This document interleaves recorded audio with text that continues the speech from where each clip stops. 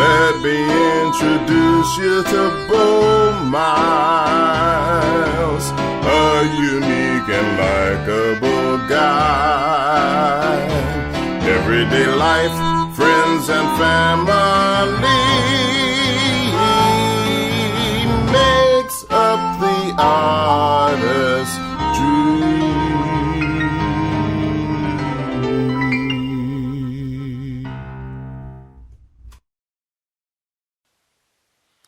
Here we are, another episode of the Artistry of Podcast.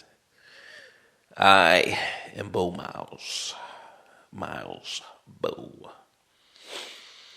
And today we are going to talk about... So I'm juggling two episodes, right? We got the Look at Society. Right, so I rewatched The Dark Knight, and then we have Dreams, which there are a few dreams that remain really close to me, like they're very impactful, and I don't like to blend topics, even though I can go into different stories, but I don't like to blend topics because I want the overall theme of whatever the episode to be. I want it to be consistent to where, okay, it's like, all right, all of the stories relate to this certain point. This whole episode was on a certain point. And with the current story about Joe Rogan, I feel like, because I definitely want to speak on it, and this relates more to the Joker than it does with the Dream. So I guess we'll just have to do the Dream episode next week or next time, whenever, right? I want to be more consistent in doing them weekly, but I might do them every 2 weeks, right? Bi-weekly, every bi-weekly, right? So I might do it every 2 weeks, but we're gonna drop this one, and this is a week from the last one. Before we get into it, just listening, I believe like health has always been in the back burner, I feel, but listening to other podcasts that really puts like everybody that I listen to, they have an emphasis on health, right? So it is shaping my perception to where I'm starting to be more health conscious, and I'm like, man, I need to take ownership of my health, and So that we got that going on. I haven't been playing Tekken. I don't know if this is week 2. So yeah, this might be week 2. I don't think it's week 3, but it could be week 3. So I need to get on. I need to practice. Like even if I'm not playing someone, I need to still get on and play the different drills, right? So I need to constantly be in the different drills, and that reminds me of the jiu-jitsu, and it reminds me of the piano. So all of these things for me work together.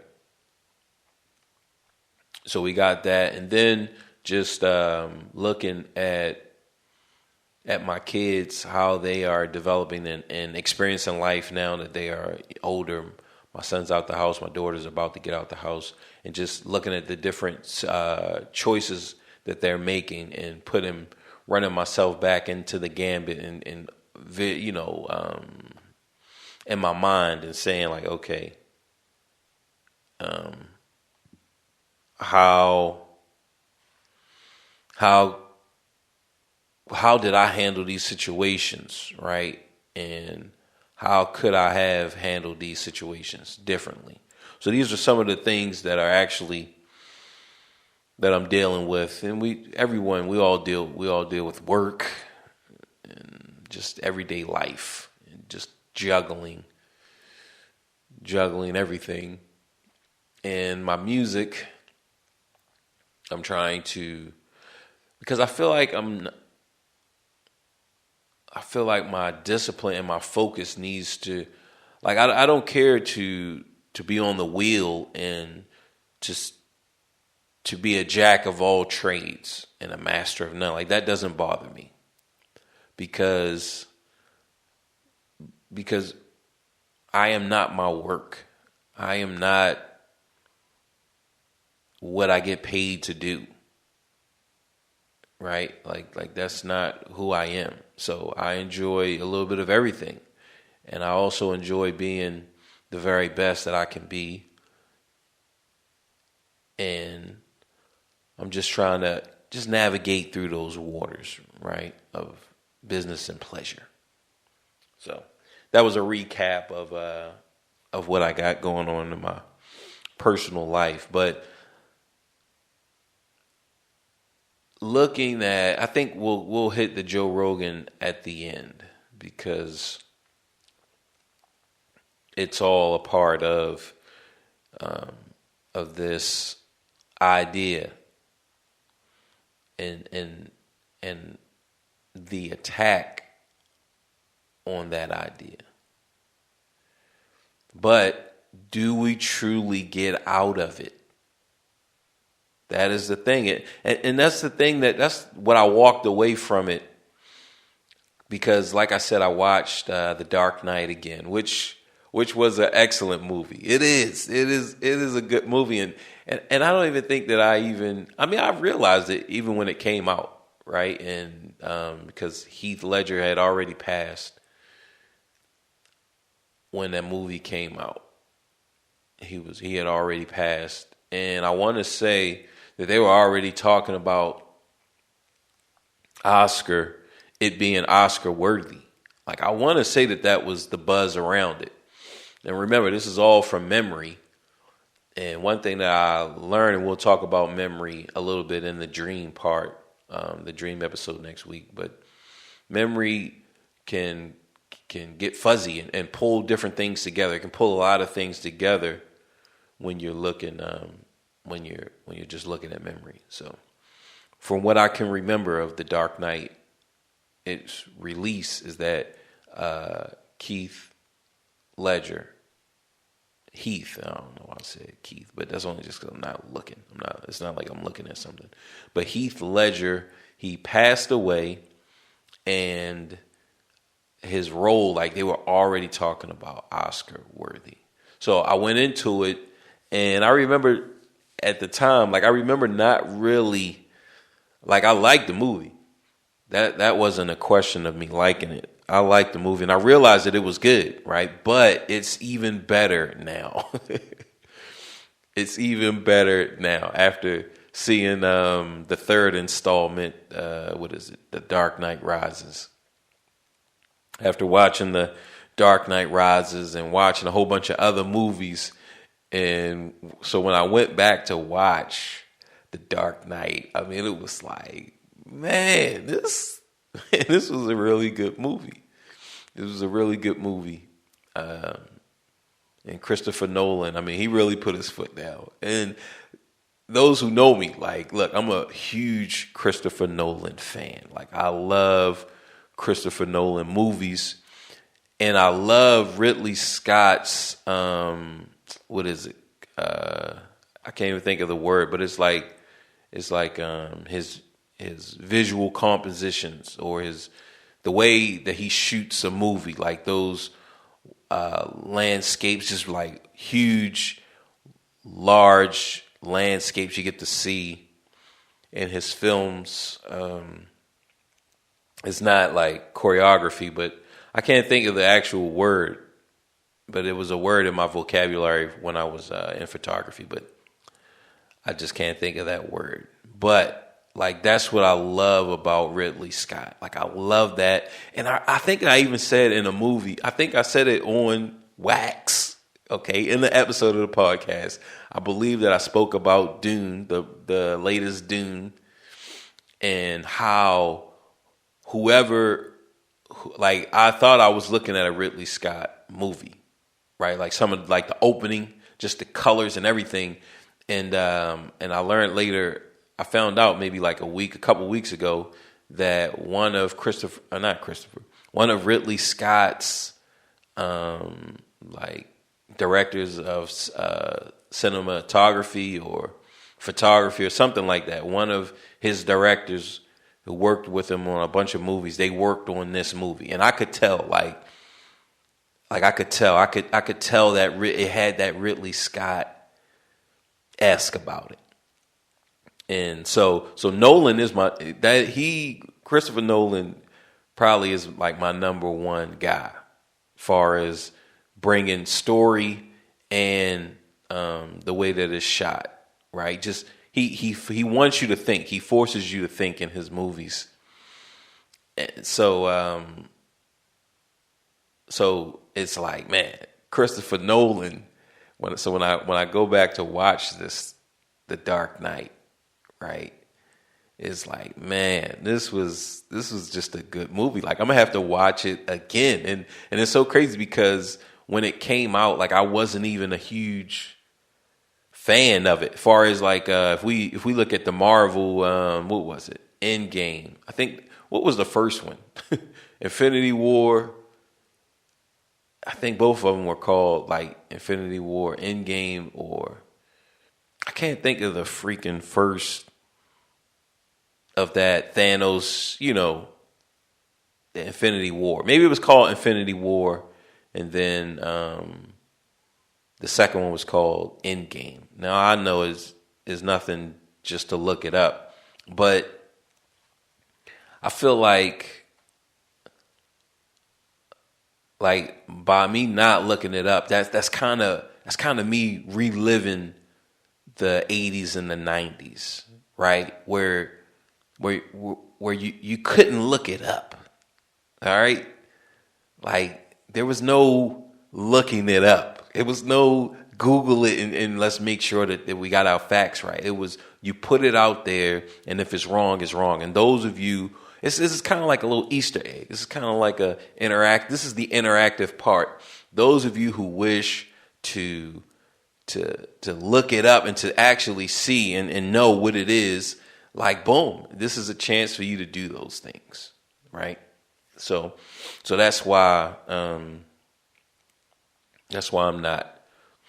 not going to look it up, right? We're just going to state facts. Well, we're just going to state what we believe to be true, and but on certain things, I will look it up. But I feel like, we're just talking about The Dark Knight.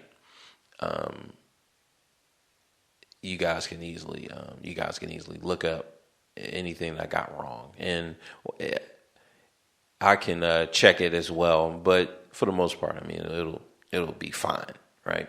But I just didn't realize how much how much of a good movie that The Dark Knight is. I'm definitely, like I said, I'm definitely going to watch it again, right? I'm definitely going to watch it again. Nolan is definitely one of my top, and like I said, what I like about Ridley Scott, right? So let's go ahead and get started now that we have that all of that out of the way, right? Which I forgot my point, or what I even said when I was talking about before I broke off into the look it up. Now, one thing that I could do is I was thinking maybe there was a way for me to record and then do like a back loop that I could have in my, maybe if I wear earphones, and then I can just send that little like back loop into my earphones, and that way I could hear the last thing So that's one way, but it's kind of like instant replay. Now this instant replay has been done, right? I could even, if I was recording in Pro Tools, I could easily listen, right? I could do like an instant replay. But the setup that I have, it just doesn't call for it. So I'm not going to worry about it. It's really not that big of a problem. All right, so here we go. Let's go ahead and jump in to The Dark Knight.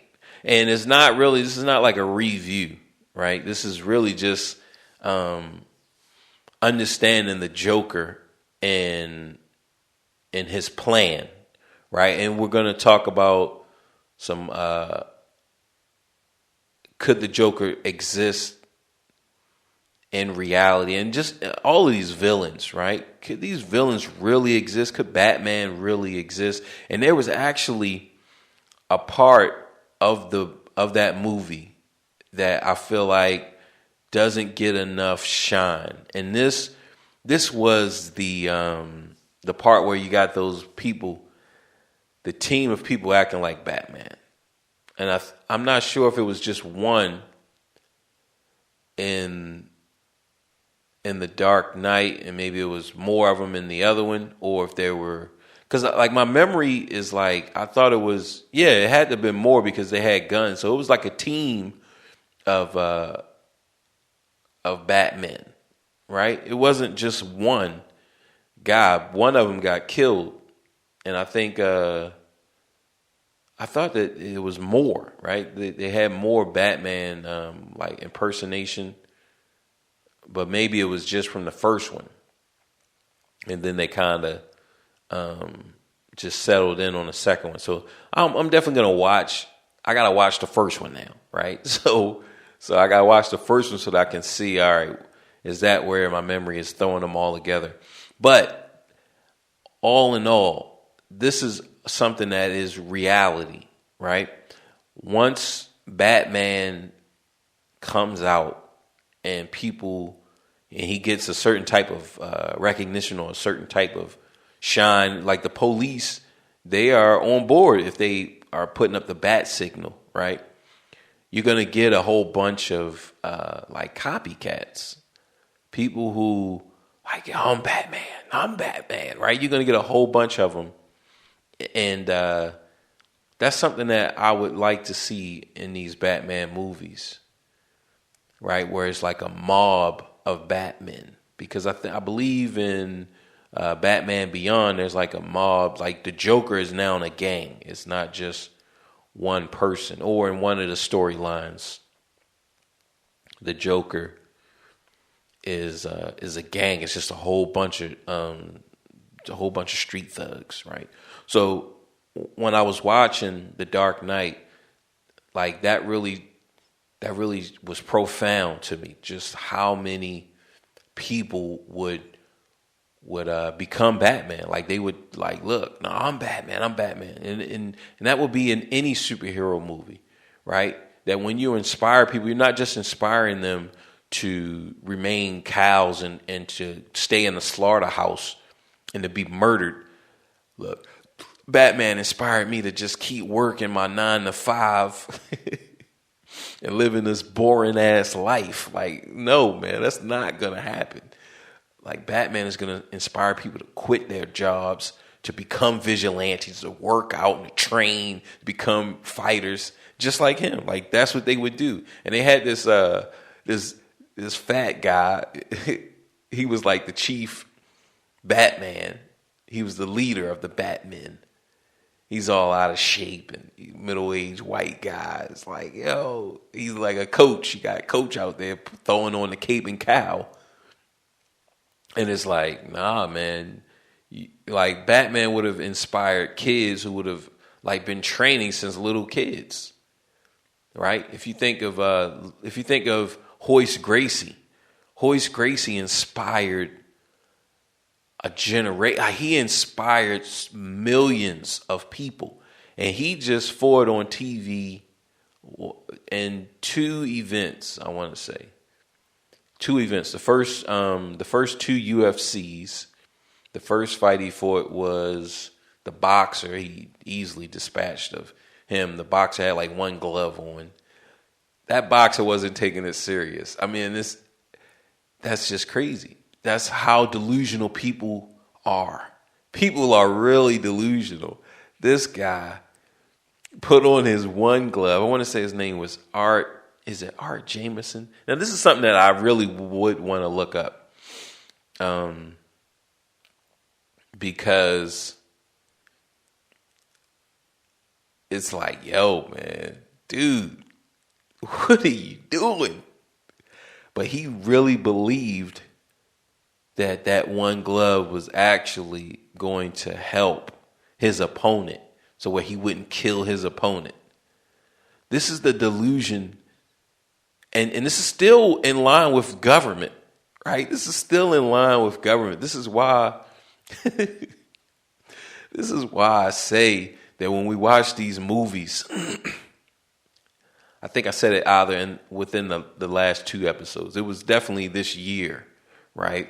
But when we watch these movies and they die, like the alien invasion, when we watch that, and we watch the storyline over and over and over again, it's programmed in our minds to believe this, that it's a hive mentality, and we just if we can just kill the queen or destroy the main hub, then they all just boom, they all just fall and die, right?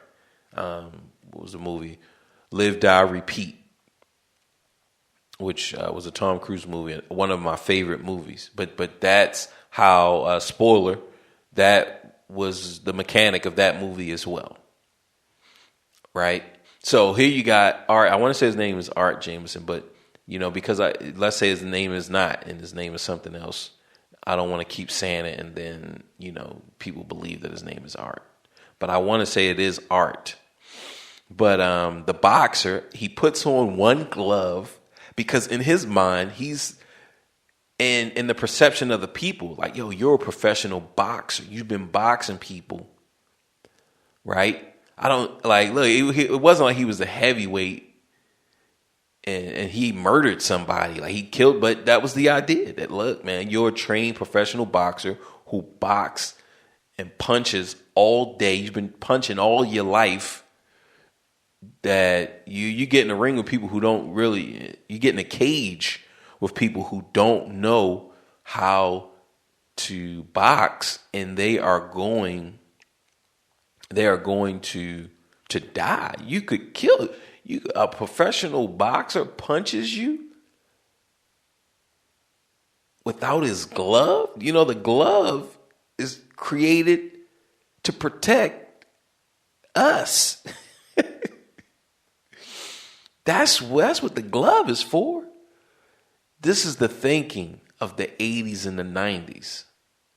That the glove is created to protect the people, right? This is propaganda.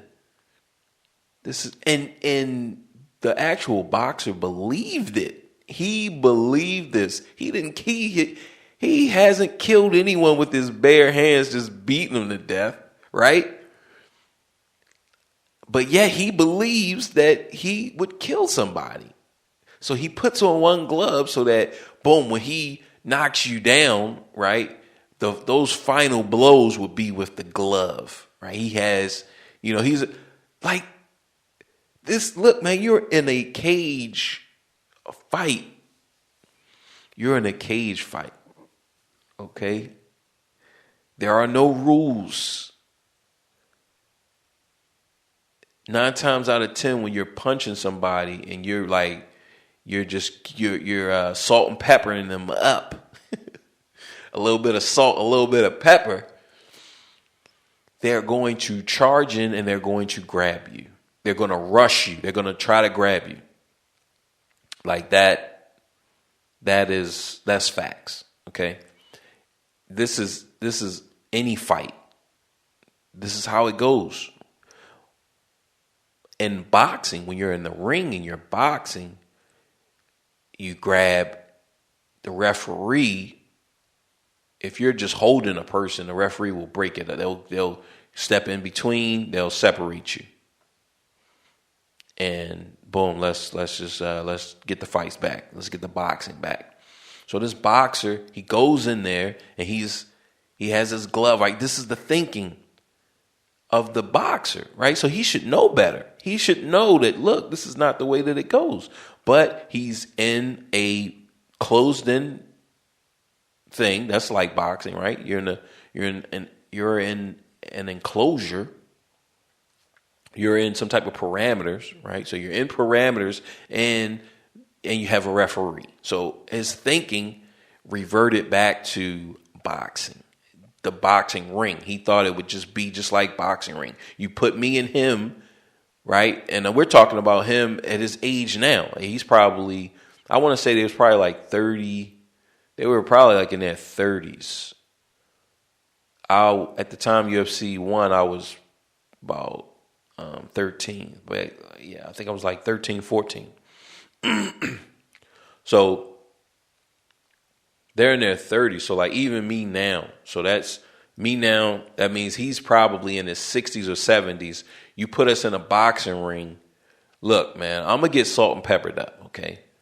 Like, all right, I'm going to get salt and peppered up, right? That's just the way it is. But outside the boxing ring, well, that's a different game.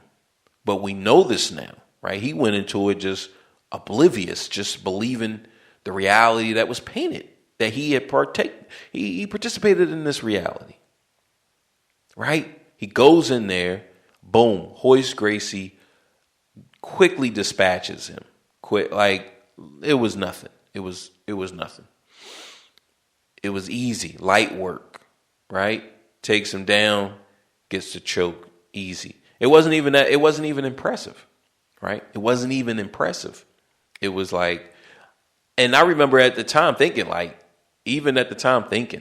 man, like, yo, the boxer versus, right? But you didn't know Brazilian Jiu-Jitsu. Like when it first, UFC was America's introduction on a large scale. Now they were already putting in that work in California, on the beaches of California. They were already putting in that work, already challenging anyone in any other discipline. Come here and we'll season you guys up.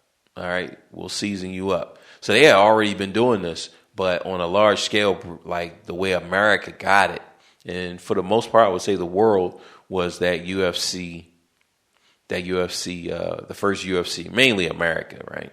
So you get that first UFC, boom, he dispatches Art. I want to say he fought somebody else. He fought the Taekwondo guy. It wasn't I believe it was a Taekwondo. I know that the guy, it was the guy who knocked out the sumo wrestler's tooth. Like I think that was like the first fight. That was the first fight, and he, you got this little guy. He's pretty small. I would say he has a dad bod, and he just hits him and he got the sumo wrestler, right? Or Samoan. I don't even know if he was a sumo wrestler. He was like a Samoan. He was pretty brown, so I would think he was Samoan.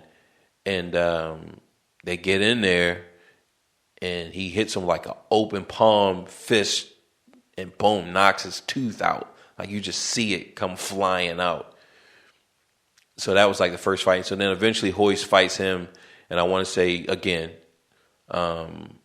judges distance, takes him down, gets the choke.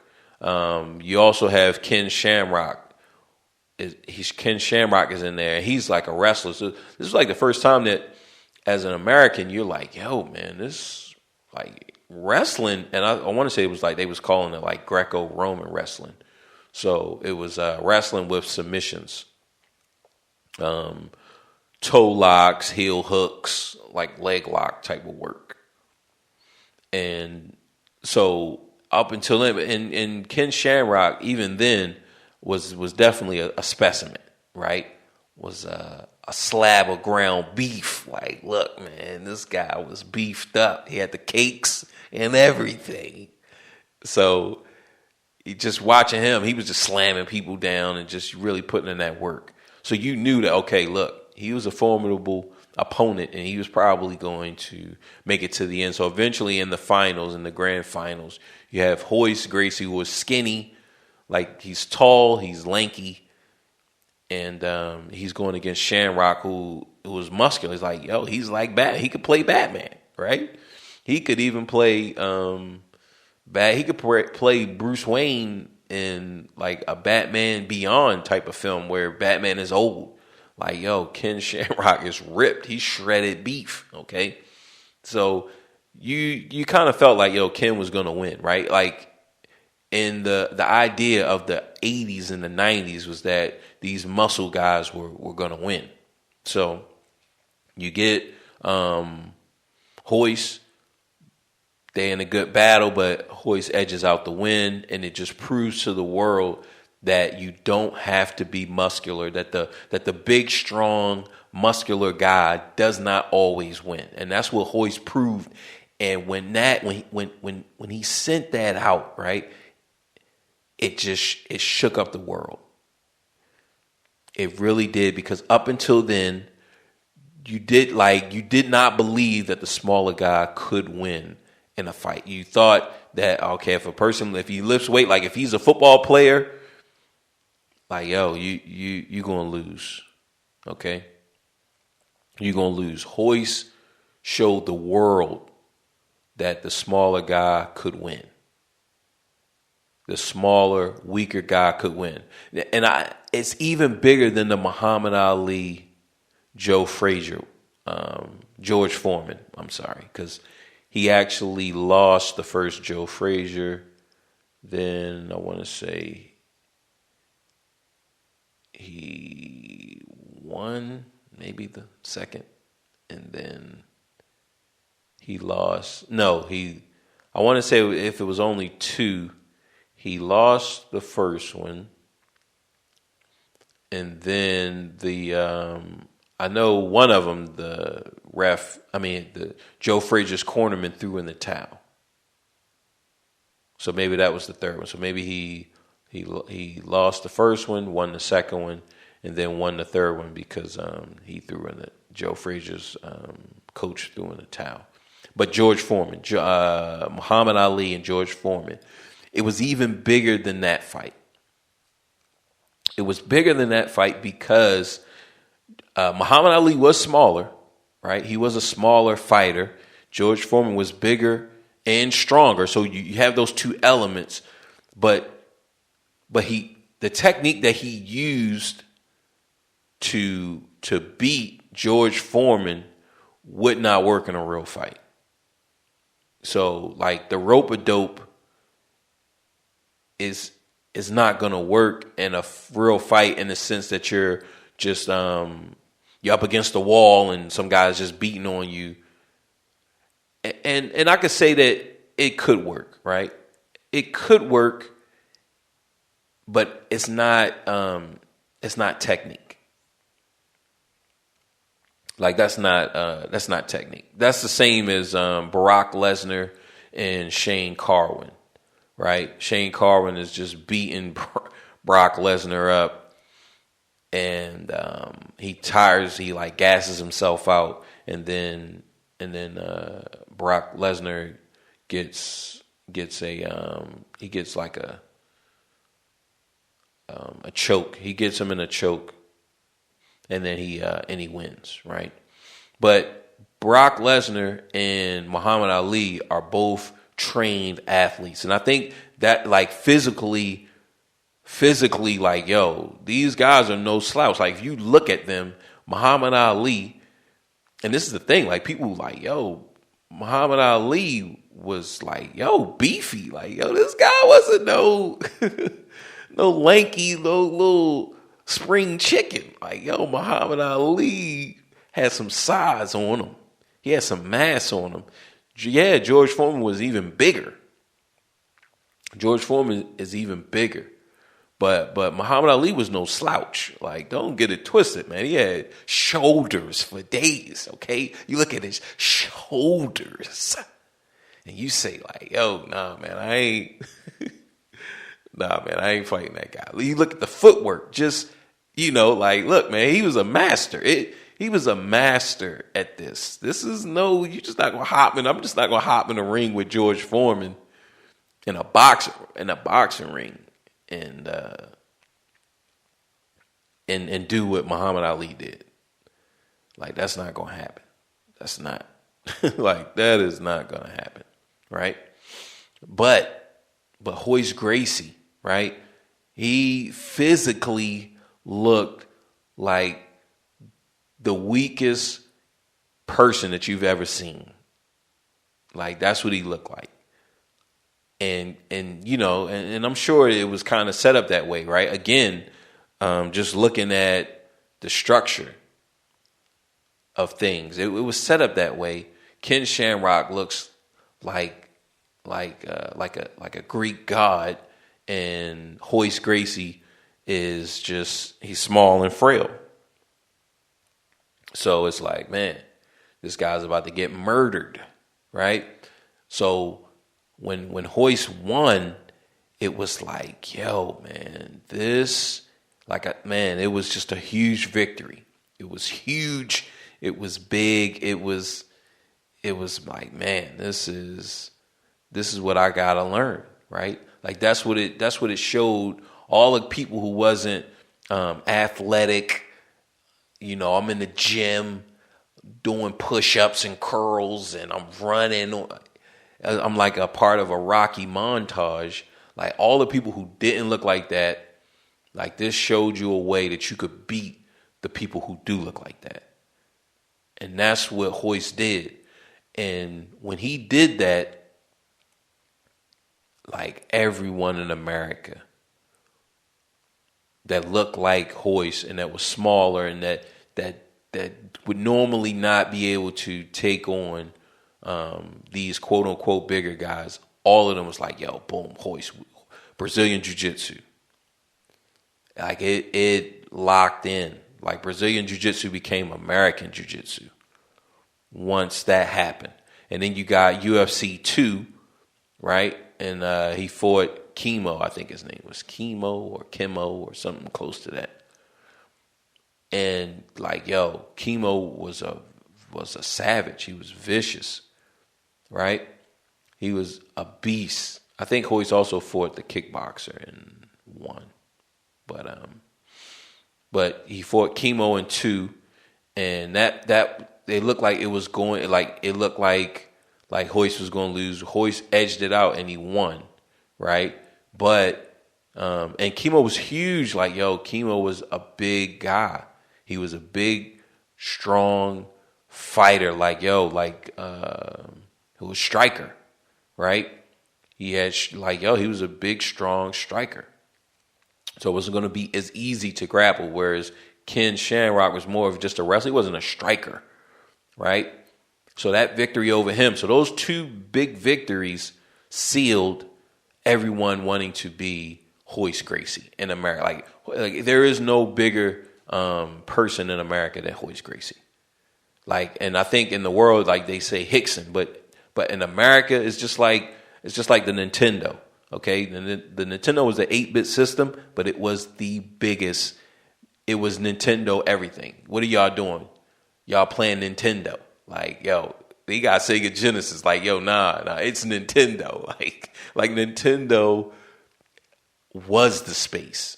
Like, the space was called Nintendo. It wasn't called video games. It was called Nintendo. It's for breakfast now. Nintendo. It's a cereal. Wow. Like, yo, that's what Hoist Gracie did. And that's what Batman would have done in reality.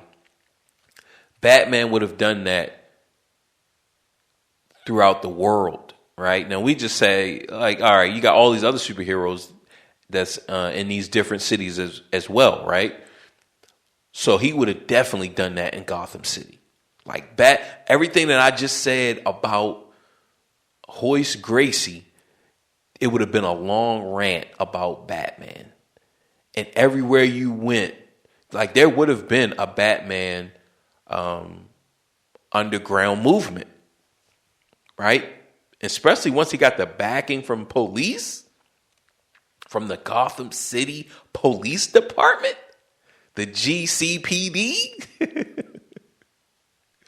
Once he got the stamp from the GCPD, every elementary school you went to would have been like, yo, what do you want to be when you grow up? I want to be Batman. They wouldn't have said, I want to be some fucking boring ass lawyer. Like, man, I want to be an electrician. Like, no, man, these kids want to be Batman.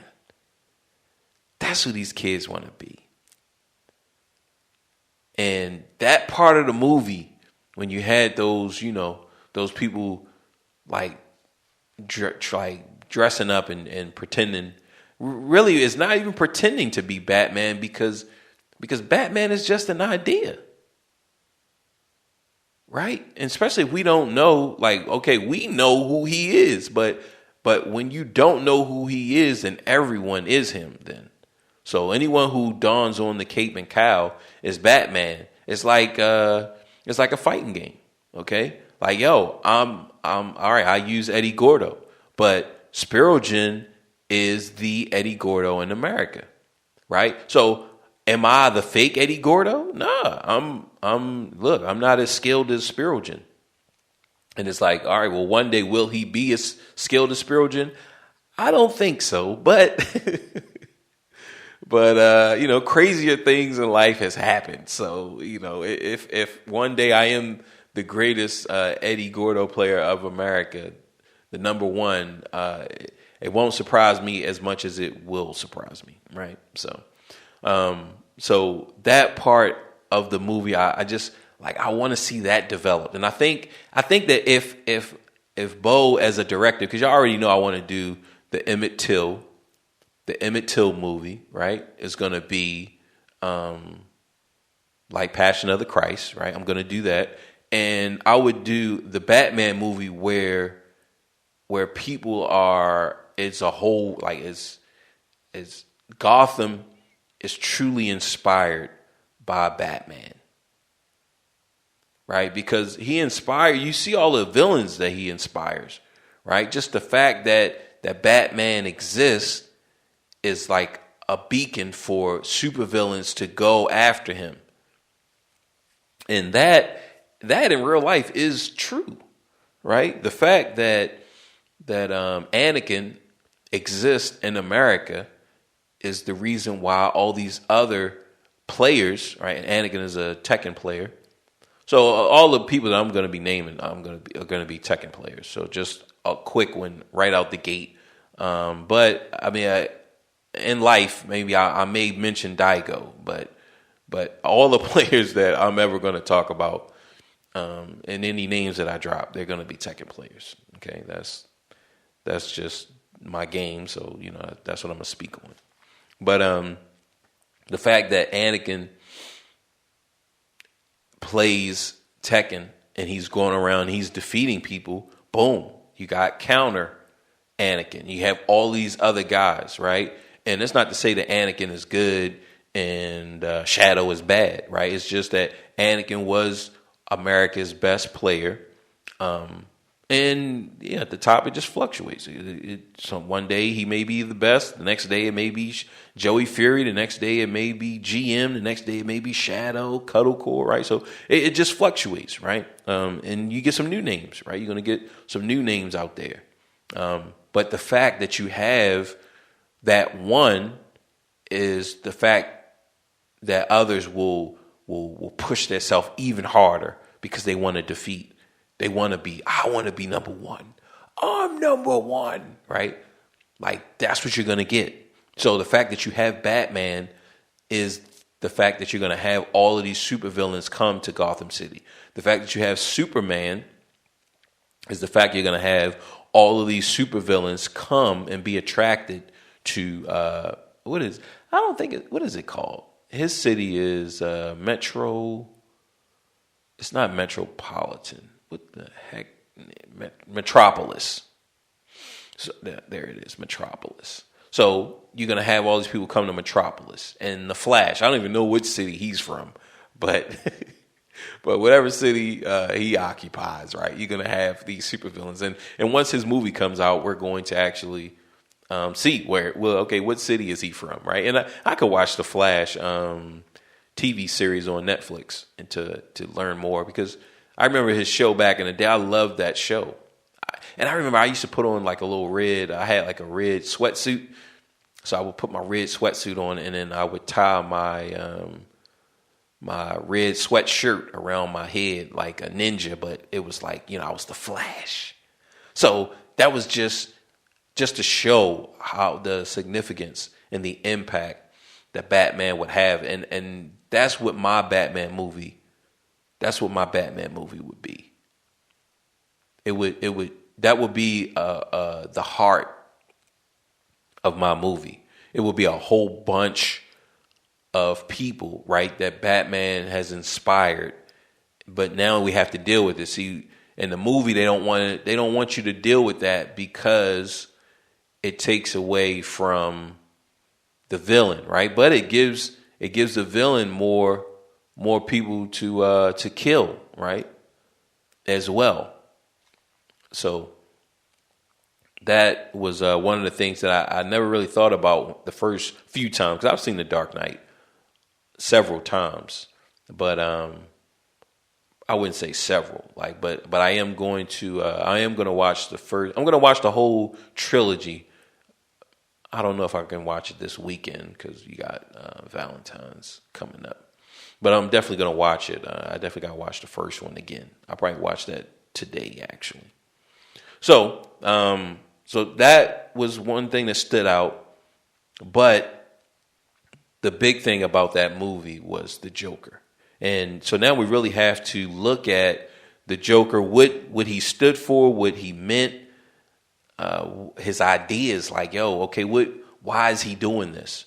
Because and I want to say that Marvel has done a good job with their villains, like making them, like humanizing them.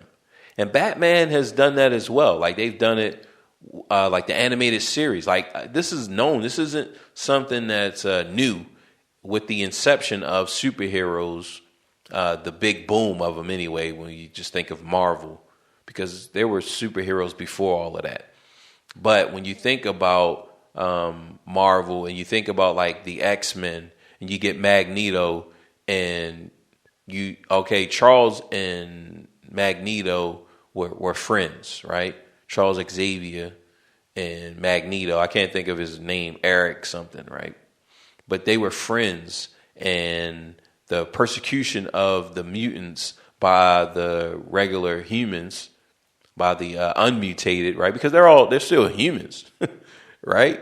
So the persecution of the mutants by the the unmutated is what caused Magneto's ideas and his drastic ideas that they can't be changed, and there just has to be separation, and we want our own voice, and just the prison camps. He was like amalgamation of Malcolm X and Jewish culture, like just summing up the Holocaust and the black experience and putting it into one person.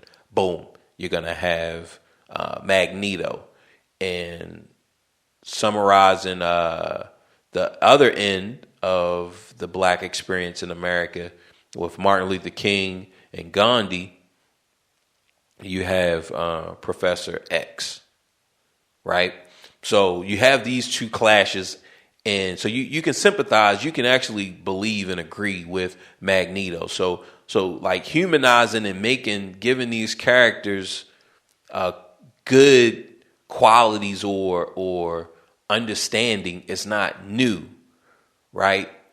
But I want to say that like in the Batman films, his villains you didn't sympathize with them. Like if we just do a quick roundup, I think Selena Kyle, so Catwoman. So you got the Joker in the first Batman, you didn't sympathize with him, right? You didn't sympathize with him. Then you get Batman Returns, you get the Penguin and Selena Kyle, the Catwoman. Oswald, I think it's Oswald Cobblepot or something like that. Something Oswald is his first name. So you get the Penguin and Catwoman, and you can sympathize with them, right? You see that the Penguin was look, they don't do abortions, so they just let the nature abort, right? So they didn't want to just kill the baby, so they just put him in a crib and a crate and just let the wolves eat him like that. Like that's how they did it, right? Look, the blood isn't on our hands, so you kind of felt for him a little bit, and then you get to I want to say the Riddler and Two-Face and Batman Forever. You don't really feel for them. Harvey, I mean, you still get the accident and all of that, but you don't really feel for him. You get maybe it was Mr. Freeze and Two-Face, right? But no, I want to say it was Jim Carrey, right? Jim Carrey. So Riddler and Two-Face. I want to say that was Forever. And then Batman and Robin was Mr. Freeze and Poison Ivy. I thought it was somebody else. I mean, I know Bane was in there briefly, but not really, right? And I think that was like the last one. I believe that was the last Batman. Then we get Batman Begins, right? So the cartoon, you had Clayface had a compelling story. Even Harvey Dent, these cartoons have done a good job with humanizing the villains. But the Joker, they never portray him in a light for you to feel sorry for him, for you to actually feel sympathy. So that continues with this movie.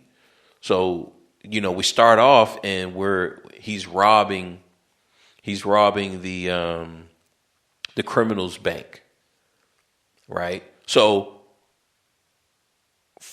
right off the bat, what we're learning is that, okay, the Joker is attacking like the criminals.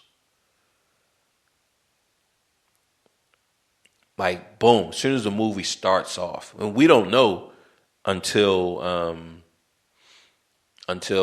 we get to the guy, the bank supervisor or the bank manager, and he kills one of the robbers, and then he says, do you know whose bank this is? And right, criminals just don't have any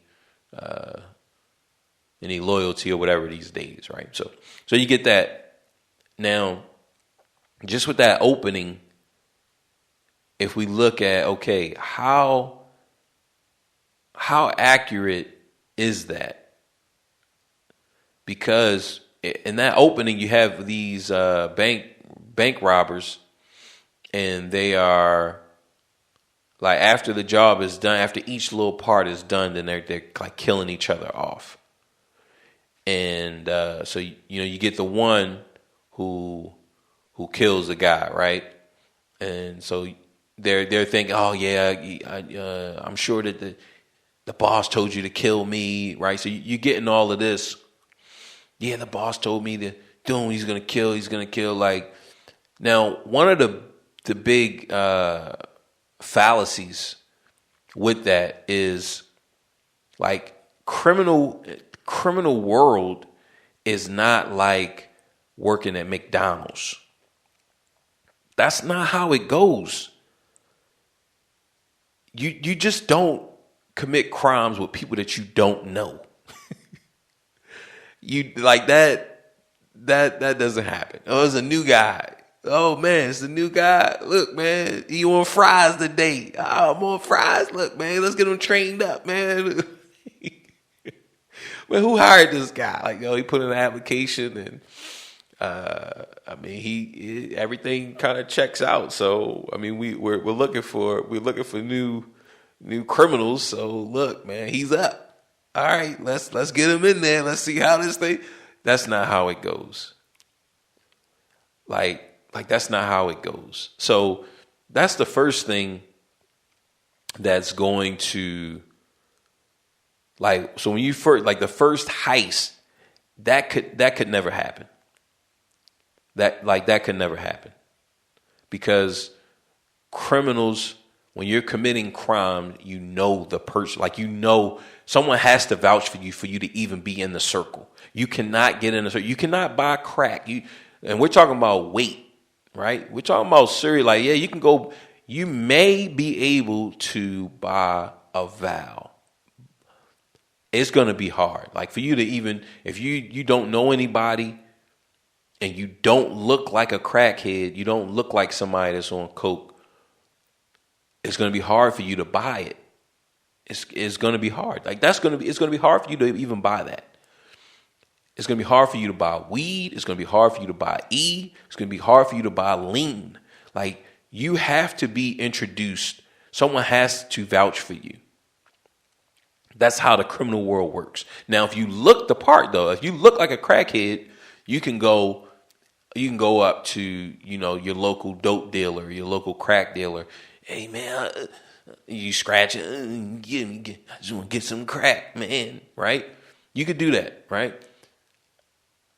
Other than that, like, people not going to trust you. So if you just look regular, you're just a regular guy, and you go up on some crackhead, and you go to a crack house, or you go to buy some weed, they're going to look at you like you stupid, right? Now, let's say you can find that one person that's going to take a chance with you, right? That means that you look clean cut. You don't look like you do drugs. You don't look anything like this, because the assumption is you're a cop, right? You're a cop. Like, yo, if you don't look like you do crack, like, yo, you're a cop. Why are you buying crack if you don't look like you do crack? Oh, man, this is my first time.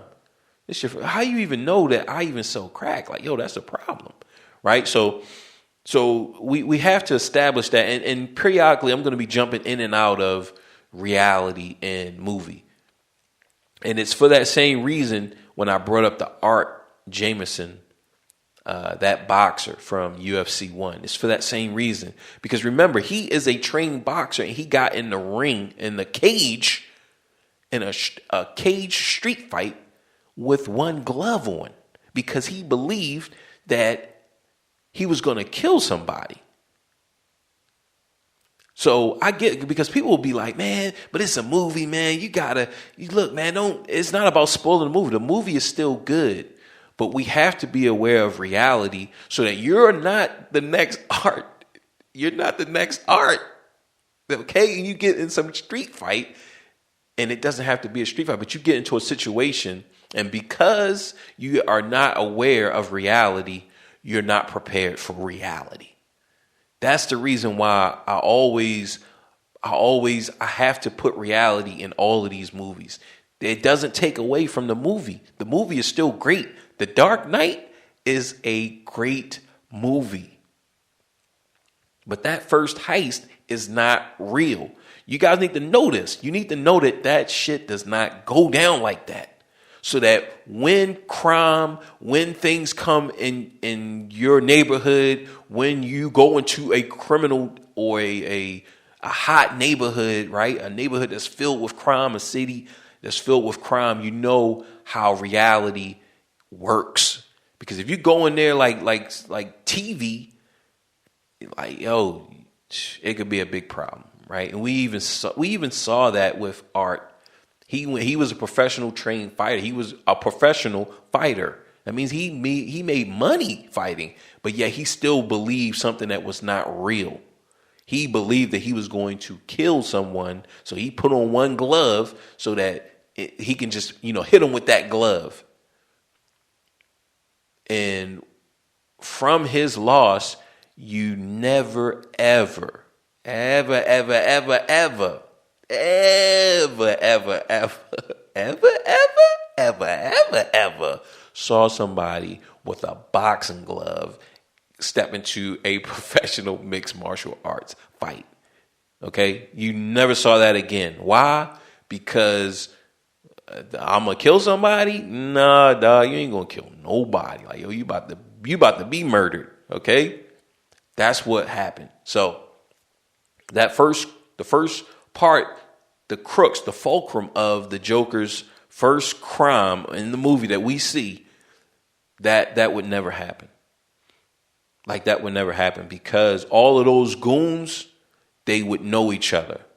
So once somebody is saying like, yo, he wants you to kill, that's like me and I bring my cousin, like, yo, this is my cousin. This is my little cousin. I'm bringing him into the game. And then somebody says like, yo, we're going to do this job, right? And it's worth, let's say it's worth 23. It's worth 53 million, right? It's worth 53. We're going to do a heist. We're going to get 53 million and we're going to divide it up amongst each other. But if you kill your little cousin, then you can get his share. Nah, man, I'm good. I'm gonna walk away from that. And criminals, they talk amongst each other. So my whole crew, they're gonna know, like, yo, man, dude is talking about, like, yo, he want people to kill each other. Like, yo, come on. That's gonna happen in every crew. So when he's, putting this plan together and he's talking about these, he's telling this plan to people, like, yo, that's just not gonna happen. It's not going to happen. It's just not. Only way that could happen is if crime and like criminality,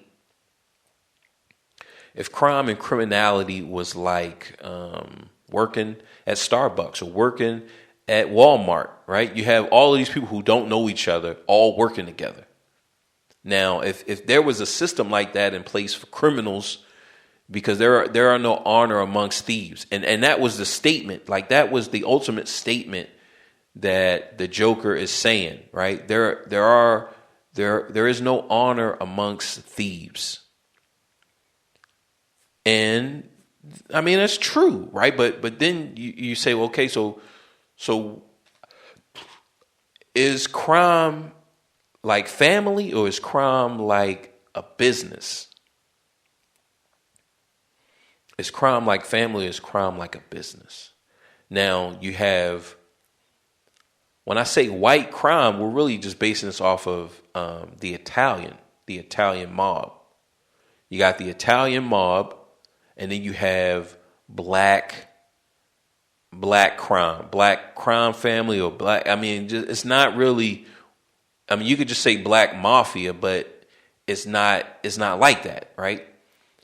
So, in white crime, in Italian mafia, you could, and they did, they killed their friends.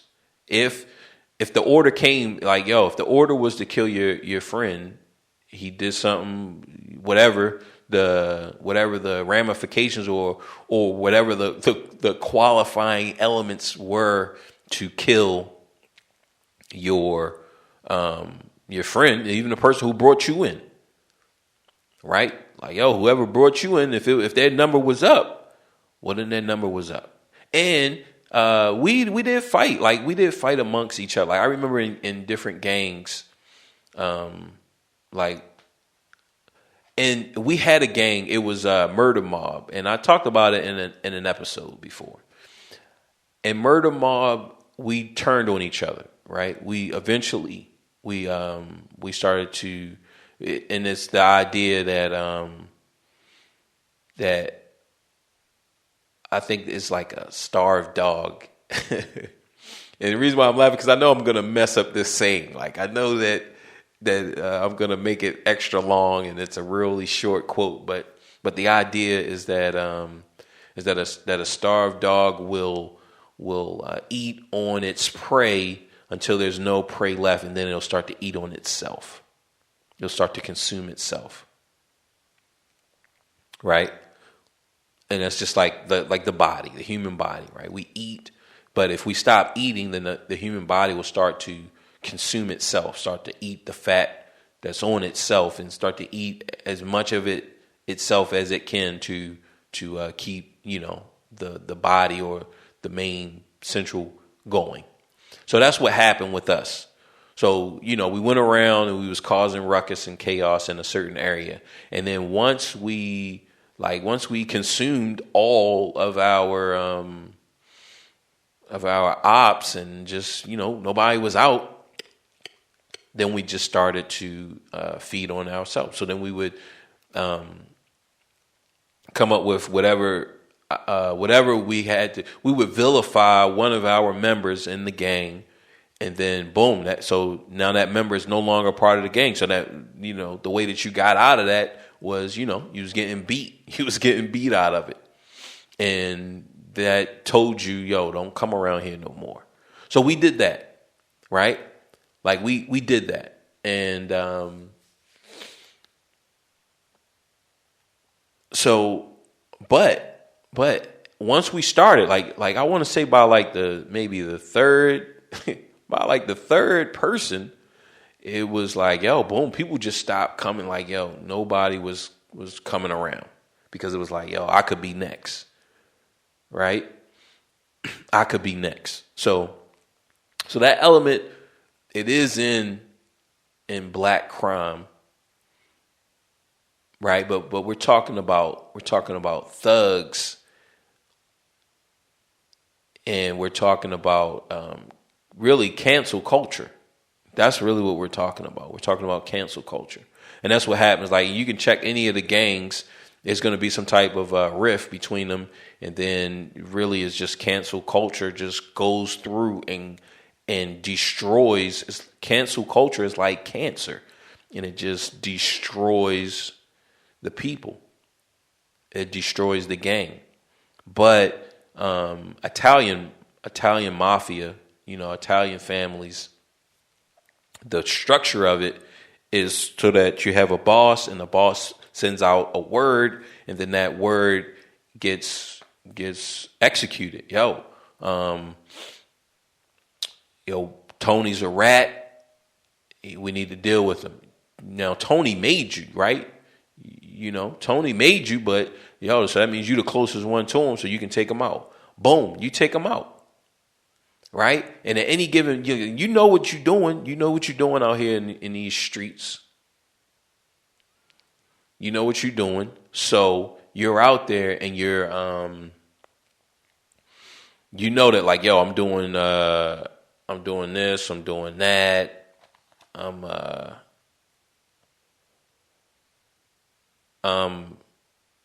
whatever, right?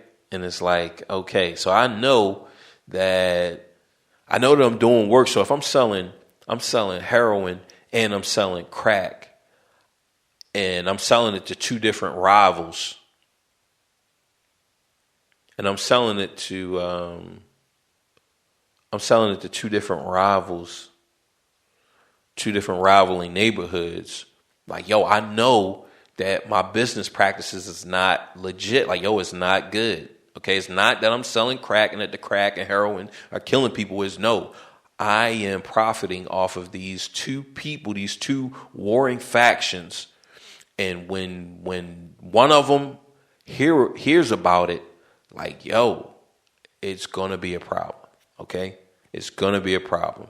If I'm, training Taekwondo at this dojo, and I go to another dojo and I start training with them, even Brazilian Jiu-Jitsu, like this even happened, I want to say within 5 years, right? So within 5 years of the present, so it was just 22. That'll take us to 17, right? 2017. So 2017 was so at least going back to 2017, there was a Brazilian Jiu-Jitsu coach, and when his student went to another gym, and that coach, he beat up his student. It was like, yo, nah, you can't, so if you're doing something that's edgy, like, yo, this, if you're doing something edgy, so that means that at that moment, yo, any day could be your day, and one of your fellow brothers could kill you. We're talking about just both. It goes both ways, right? So those type of things happen. That's normal. Like, you know, in the crime world, like, yo, that's normal. But to assemble a whole heist and telling each person to kill the next person to kill the next person, that cannot happen. The only way that could happen is if crime was run, and crime at this point is like Walmart, right? It's like working at Walmart. And that's what they're saying. I guess that's what they're saying about Gotham City. So it's not just that there is no loyalty in crime, right? Because that's what the Joker was saying. That, yo, criminals have no loyalty, right? The criminals have no loyalty. So he's exploiting what is it? The unloyalty? I can't even think of the word. There is a word, I'm sure, just for not being loyal. But so he exploits that in the criminal, because he's taken over. Ultimately, he wants to take over Gotham, right?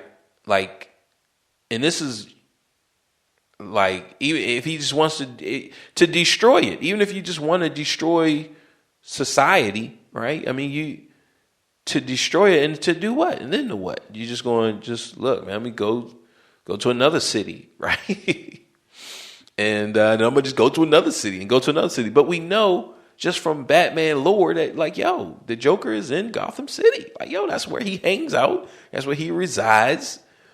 That's where he makes his money. Like, yo, that's where his bae lives in Gotham. Like, yo, I'm sure his kids, they live in Gotham, right? His mom and dad, they live in Gotham. Like, yo, to live and die in Gotham is the place to be, where you got to be there to know it, where everybody wanna be, to live and die in Gotham, to live and die in Gotham, ooh, right? So, like, yo, this is his home, you know, like, yo. So he wants to destroy it to do what? Look, I just want to live in just total chaos. But like, nah, but you're a leader. You're leading this gang. You're leading this idea. So you have to want to lead. You want it to go a certain way that you want it to go. Okay, you want to implement your idea. All right. So he's attacking the criminals. He's attacking the fact that they have no loyalty. Right. He's going to then. It's like, yo, He's like, yo, everything collapses, right? And he even says it, you know, all you need is a little push. So if we look at that, like that's like his governing, I would say that is the governing agenda, or the governing principle for his ultimate goal, right? So he's like, yo, government, all of these systems are doomed to collapse. Religion, police, government, like just all of it, just society is doomed to collapse. And all it needs is a little push.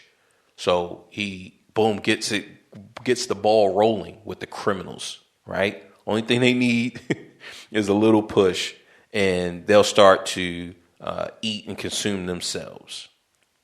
So, boom, we see that in the very beginning. He's attacking the criminals, right? And he's like rising to power. He's rising to power, but looking at reality, like he couldn't rise to power in the way that they have him in the movie. Like his characteristic for him being a loner. Now, see, the thing of it in Tim Burton's Batman, right? That Joker was a part of a gang. He was already a leader. Like that Joker from Tim Burton's movie is a more realistic Joker, because you need the manpower. Now, if we go back to that shooting, remember the shooting of the theater. I believe it was like a Dark Knight premiere. maybe within like the first few days or whatever that movie came out, one of the guys like shot up the movie theater. He was, I think he killed maybe 2 to 9 people, right? And this is another thing. Another point is like that matters. Even if he just killed one person, it's still a tragedy. It's still horrendous. But it's like, you only killed one person, man, in a theater shooting. I mean, like, yo, man, what's up with your aim, right? Like we automatically go to that realm, but it's devastating to just murder one person at the movie theater, for just one person. But I believe that he took a couple people. He was acting like the Joker. A person like that, like let's say he did it by himself, right? This guy did it by himself. Like his personality, he was like your idea of that type of Joker, right? Now, if we look at Columbine, we have 2 shooters, right? These 2 guys built a relationship with each other. So you have 2 shooters. They know each other. They built up this relationship with each other. Once you start to add more and more and more and more people, that's more and more and more relationships, right? So for there to be a team of, let's say, 5 to 20 Columbine shooters in one school, just 20 kids, we're just going to go down and mow down the whole school, right? That's going to be a lot harder, because once you have 20 people like that, even though all 20 of them saying that, they're going to mow down the school, it's going to be hard for all 20 of those students to not have any other relationships in that school. It's just us 20. That's it. No girlfriend. Like, none of y'all 20 people have girlfriends. None of y'all 20 people have favorite teachers. None of y'all 20 people have, you see what I'm saying? Like it's going to get, those relationships are going to get in the way. So when we look at Tim Burton's Joker, he has a relationship with those men. It's not just pay to play. Look, man, who is this? This is Jamal. He put in his application, and since we need more diversity in this gang, I just figured, look, man, we just go hire Jamal, and look, I don't know what he can do, but he black. So I mean, look, man, we need more diversity. Okay, that's what the big wigs are talking about these days. So Jamal is up. Nah, it didn't work like that. That Tim Burton's Joker came from a criminal family, from a criminal camaraderie, a brotherhood, right? His right hand man, that was his right hand man. That was his man. That was his man. That was that was his friend. As much as you could have a friend, right? Because criminals have friends. They have friends. It's not like, I'm just around a bunch of wolves. I don't know none of these guys. It's no friendship. It's no they have friends. There's friendship. It is kinship, so they do things for each other, and you could see that. So the Joker in that movie, boom, they go out to raw. I believe he was even with somebody, and maybe that other person ran, and maybe the Joker, he, did what he did. And I mean, it's real. I don't really believe it's a spoiler at this point, but some of you guys haven't seen that first Tim Burton's Batman. So I definitely encourage you to watch that. But he had friends. He had people that he actually knew, and they were doing this stuff with him. They're riding with him. Look, man, this is our guy. We're gonna ride out.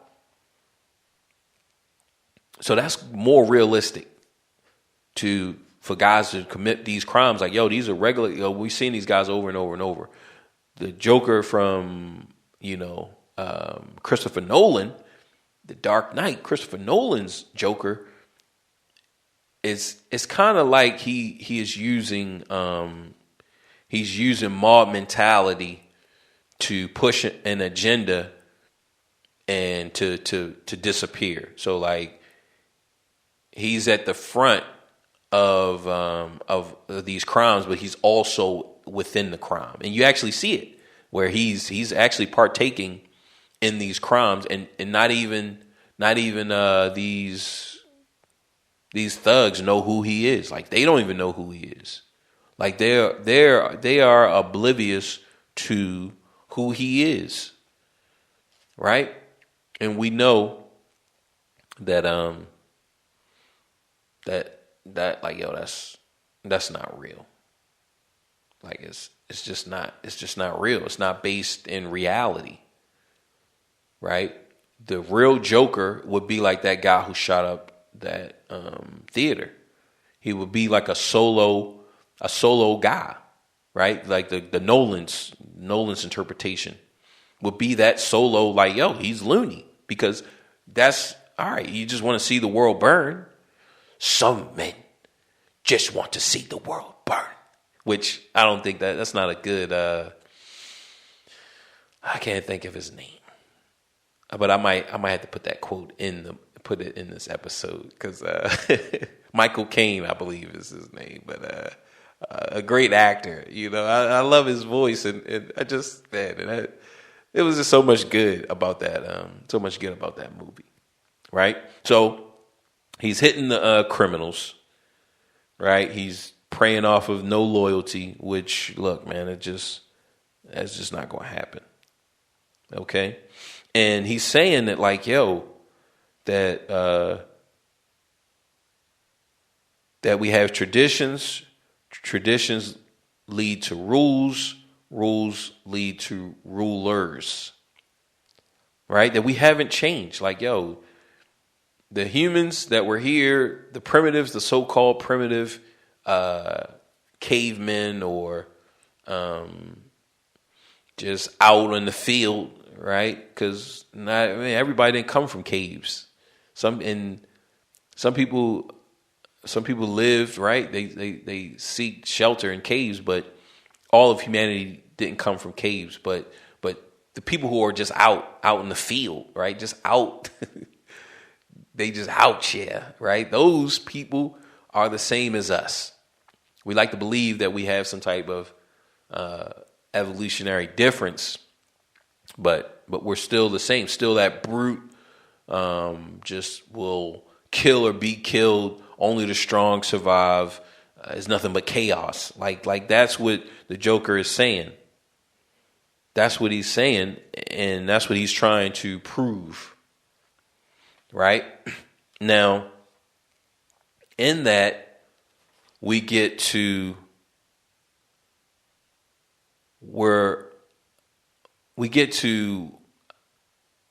I want to say, after we get the different crimes, right? He's working his way up to crime. Then we also, at the same time, are shown Harvey Dent, right? And of course, we get the here. Let's see what it's been changed to. It's not bad. We get the Harvey Dent. We get shown the Batman. The other people who are pretending to be Batman, which, like I said, I really like that.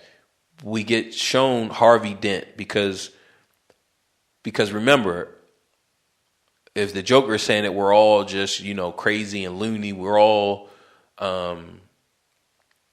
good because it pleases us, because we get further being good than we do being bad. Right? Being bad is just saying that we're against the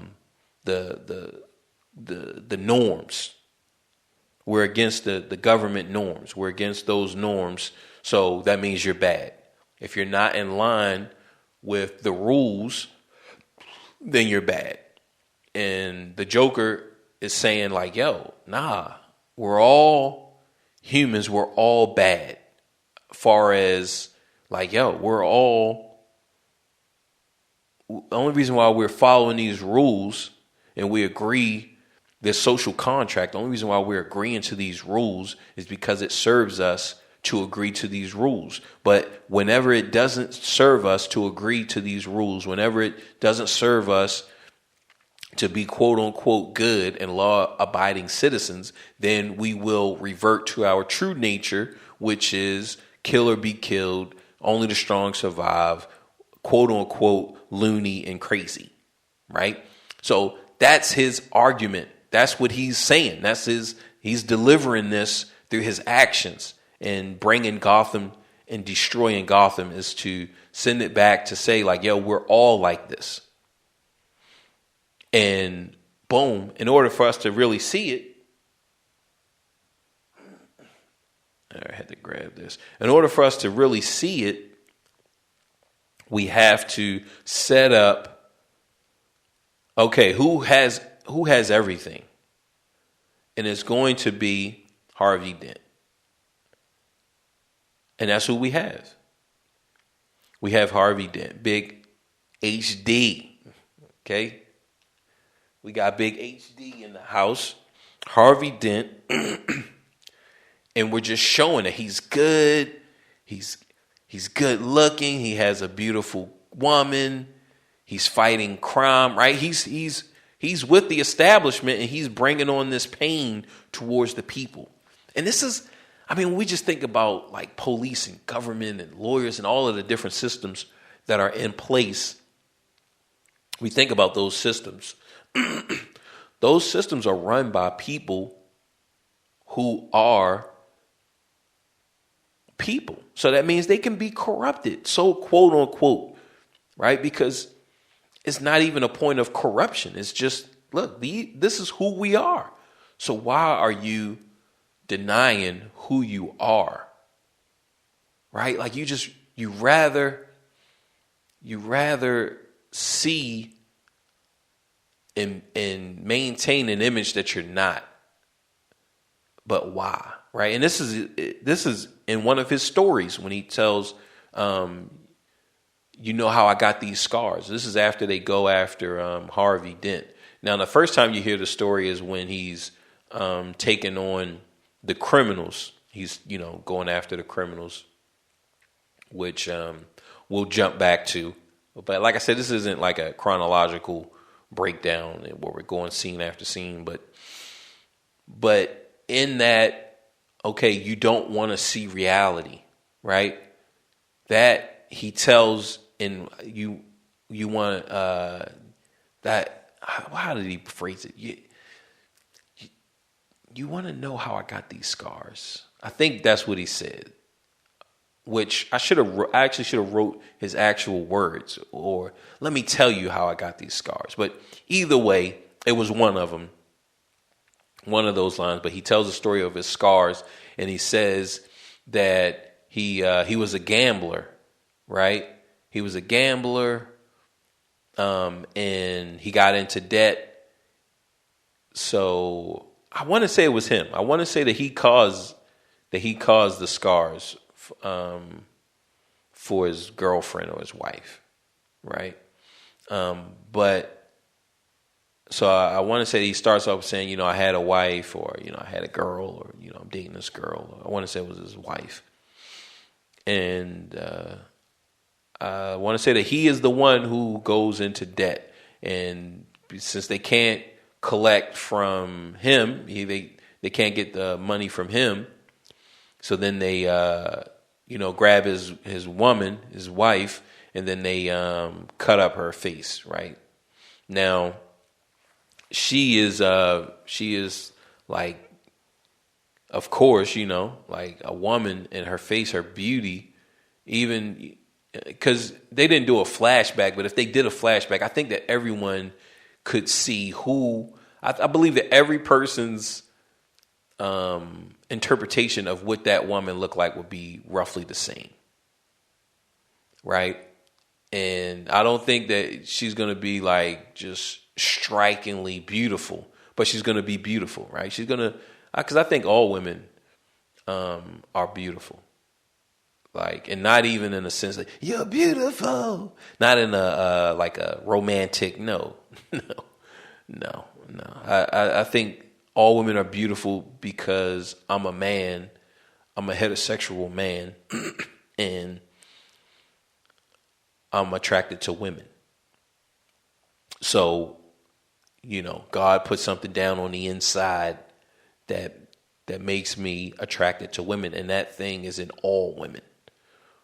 So this woman that I see when Joker is telling this story, she's gonna have like a beautiful element to her, right? Now, for these thugs to come and destroy that beauty, that's gonna be devastating. Like that, that's gonna send her into a great depression, right? So he says, I'm with a woman, we're whatever, having a good time, we're living. I fall into debt, I can't pay. They show up, they pay her a visit, they scar her face. So I'm not sure if they did the same scars, but they did something to her face, and she was down, right? She was like, so then he cut his face, for her so that she could feel normal, right? So he cut his own face. He cut his own face, and I think he cut it in, like a smile or whatever. And he says he did it for her, but you know what? She can't stand she can't even stand to look at me, right? So that is in line with what I was saying earlier, far as who we truly are, right? So we're all scarred. We all have scars. Some people can see, some people can't, right? Like I remember just me growing up, I have scars on my hands, and I talked about it in the last episode. So I always covered up my hands. But what that did, and one thing that I noticed later on, like when I became an adult, is that, and I need to always have me a water ready, just in case I'm doing all this freaking talking. But one thing that I noticed when I got older as an adult that it did for me, it became a focus point. So I didn't care about anything else. That was the only thing that I thought about was my hands. And you have people who they think about their nose, they think about their ears, their chin, their eyes, their eyebrows, their forehead, their height, their weight, just their muscle density. Like the list goes on, right? Because society, and I think is coming over to men, to where men are self-conscious about all of these different things. But I can't really speak on that because I only thought about my hands. That was the only thing that I thought about. Now, we know that there is no normal. There is no normal, but I would say that from a body standpoint, having 2 legs, 2 arms, 10 fingers, 10 toes, 2 eyes, a mouth, a tongue, right? Like 2 ears, like that's normal, right? Like at least that, there will be variation, but just having those things like you're normal. But what we find out, and we know this just with race, with everything, that once you have those things, well, then we're going to find something else. So if you have 10 fingers and 10 toes, well, how long is your middle finger, right? How long is your index finger? How short is your pinky? Like then we start to get into little small nuances, okay? How round are your eyes? How oval are your eyes? How pointy is your nose? How small is your nose? How big is your lips? How small? Like we really, we just find anything. Once you meet whatever requirements, then we can start to nitpick. And I never received any of the nitpicking because of my hands, right? So that was just a tangent on we all have scars. My scars you can actually see. You can see my scars, but some people, if you can't, you can't see their scars, and that's what the Joker says in that story. Is that everyone has scars, and the thing that I like the most really about his stories, he only tells 2 stories, but it fits the situation that he's in. Like, man, that's just freaking genius, man. Like, it fits the situation. Like, so when he goes to kidnap Harvey Dent, he tells that story. It's to a whole bunch of rich people, right? Like, they're perceived as real. I don't know. I don't know their bank accounts, right? But it's like I want to say it's a fundraiser. It's at a fundraiser. So, if they're at a fundraiser, I mean, I've never been to any fundraisers that look like that, So let's just say that they're rich, right? So when we apply that story to the environment that he's in, I mean, he just comes up with this shit on the fly. Like, yo, man, this is a very, very, very smart guy. Like the Joker, Christopher Nolan's Joker is very intelligent. He's very disciplined. If we look at what's the other Joker? But he's definitely he is shrouded. He is dipped in plot armor. He is zipped in plot armor. Okay, compared to Burton's Joker. Burton's Joker is charismatic. He's not as smart as Nolan's Joker. Nolan's Joker is a genius. Like he is a genius. I mean, just if you look at that story, and with that story is meant for that girl. Remember we was talking about the lies and how a lie is meant for the person who is receiving the lie as well as the person to protect the person who is given the lie.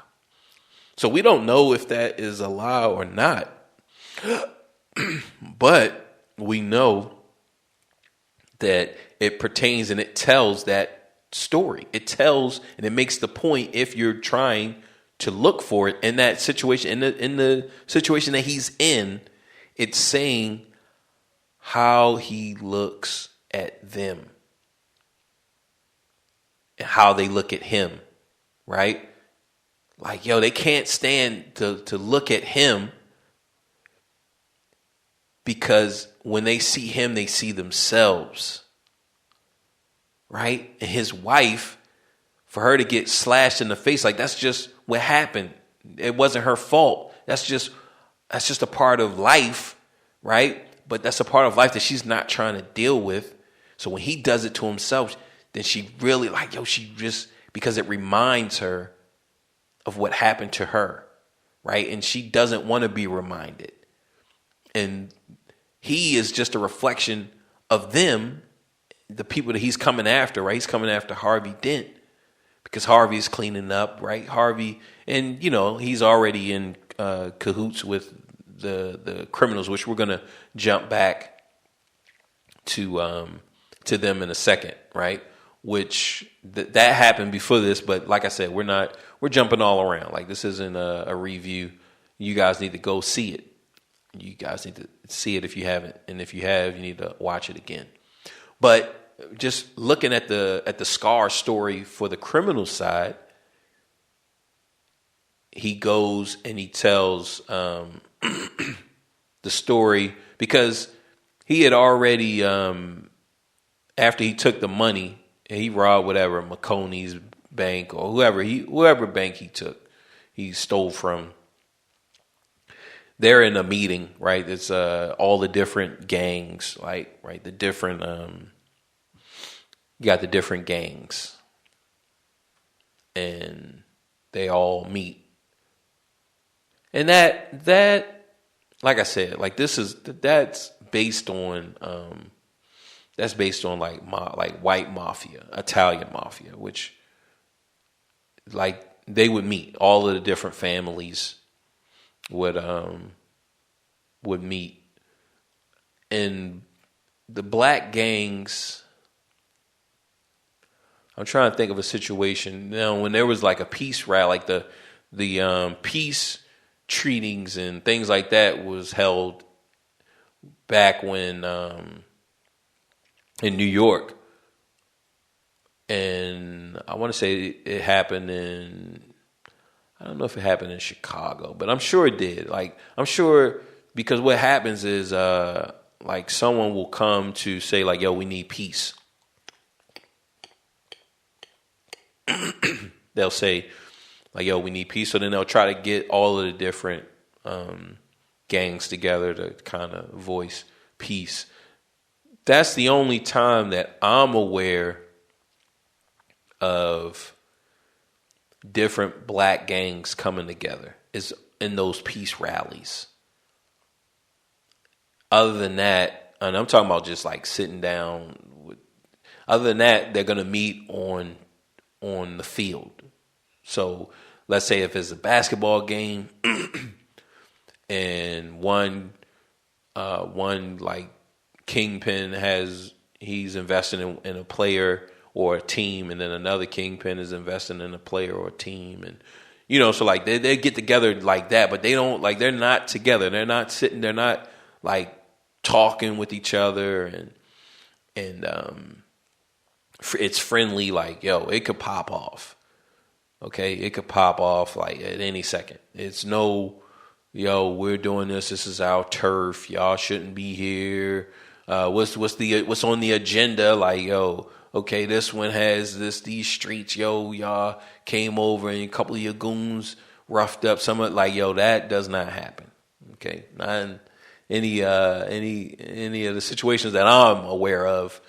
That doesn't happen. But in Italian mafia and Jewish mafia, right, and like some of the other different European, but look, we just really umbrella them under white. And I know with the Whoopi thing that's controversial now, right?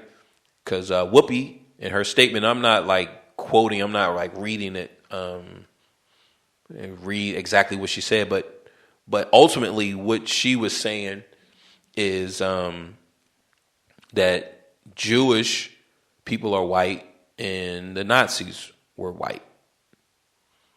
Now, there was an uproar, but people brought into being white. Like that wasn't always the thing. Like, you were Italian, or you were Jewish, or you were Scottish, or like you were all of these different, Polish, right? You were all of these different ethnicities from Europe, right? You were European, but it wasn't under one umbrella. But I want to say that it's not even after, but there was it might have been like Jim Crow. So it was like before Jim Crow, right? Because this concept of white is fairly new, like white and black, because black is African American, right? And I only use African American to say that black because other, like, when you're from America and you're black, you think that black is black. Like, yo, you from Africa, you black. You from Germany and you black, you black. But like, they like, nah, I'm not black, right? That's what their take on it. It's like, yo, I'm not black. Whatever, right? I'm German, right? What is it? I'm from Dominican. You hear that a lot.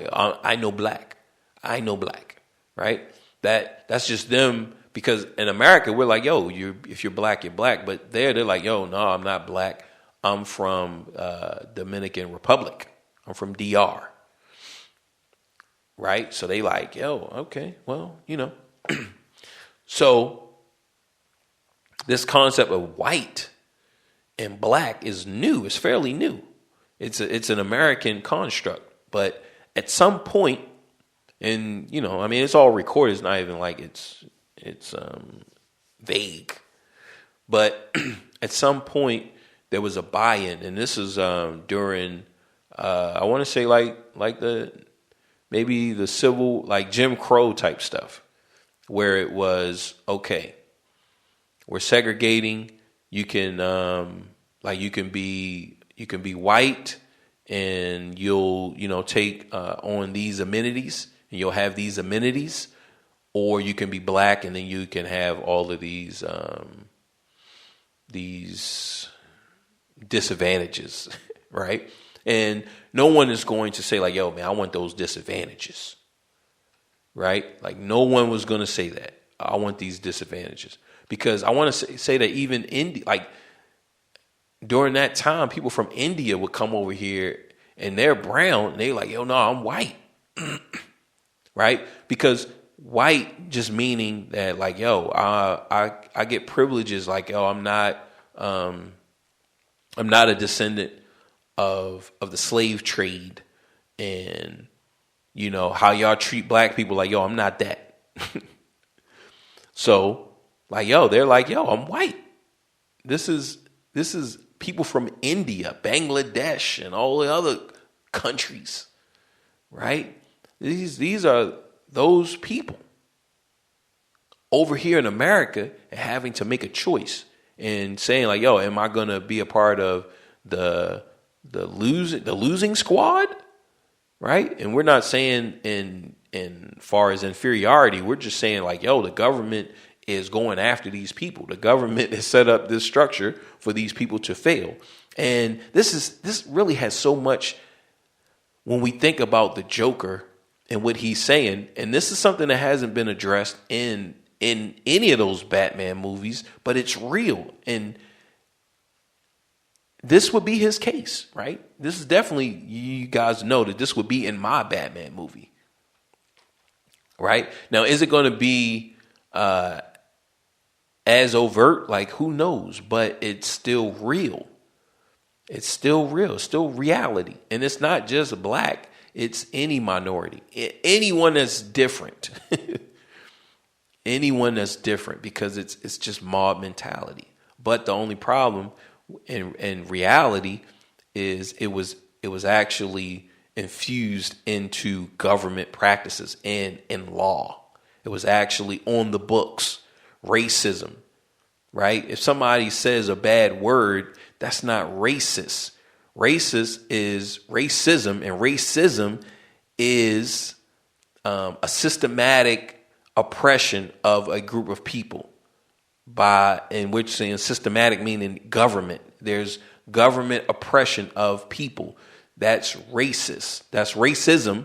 And the person who supports that system is a racist. So it's not if someone says, if you're just talking and you say nigger, right? You just say the word. You're talking. You're not talking about a person. You just say like, yo, that is a bad word. I don't like, nigger is a bad word. And this is kind of, the Joe Rogan thing. If you just say that doesn't mean that you're a racist. You're a racist if you support a system that is designed and legally set up to oppress someone. Like, then you're a racist, right? Now, prejudice, we're all prejudiced. We all have ideas based off of movies, based off of music, based off of art, based off of all of these things. And all of these things are based off of money, right? All of this stuff is being created to be sold. So if our perception of a person is based off of something to be sold, well, where's the real value in that? Where's the real value of that opinion? That opinion doesn't have value, because if I made this song to sell because these people want to buy it, and you take the song, you listen to the song, and you say like, yo, that's how people are. Well, no. That's how he is. No. I just did it because that's what people want to buy, right? When I write a story about whatever, it's because that's what people want to buy, right? So to bring it back, like we were saying, with white,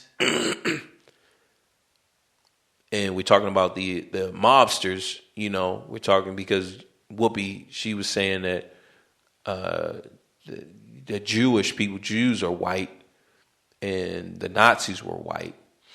But that concept of white and black is a new concept.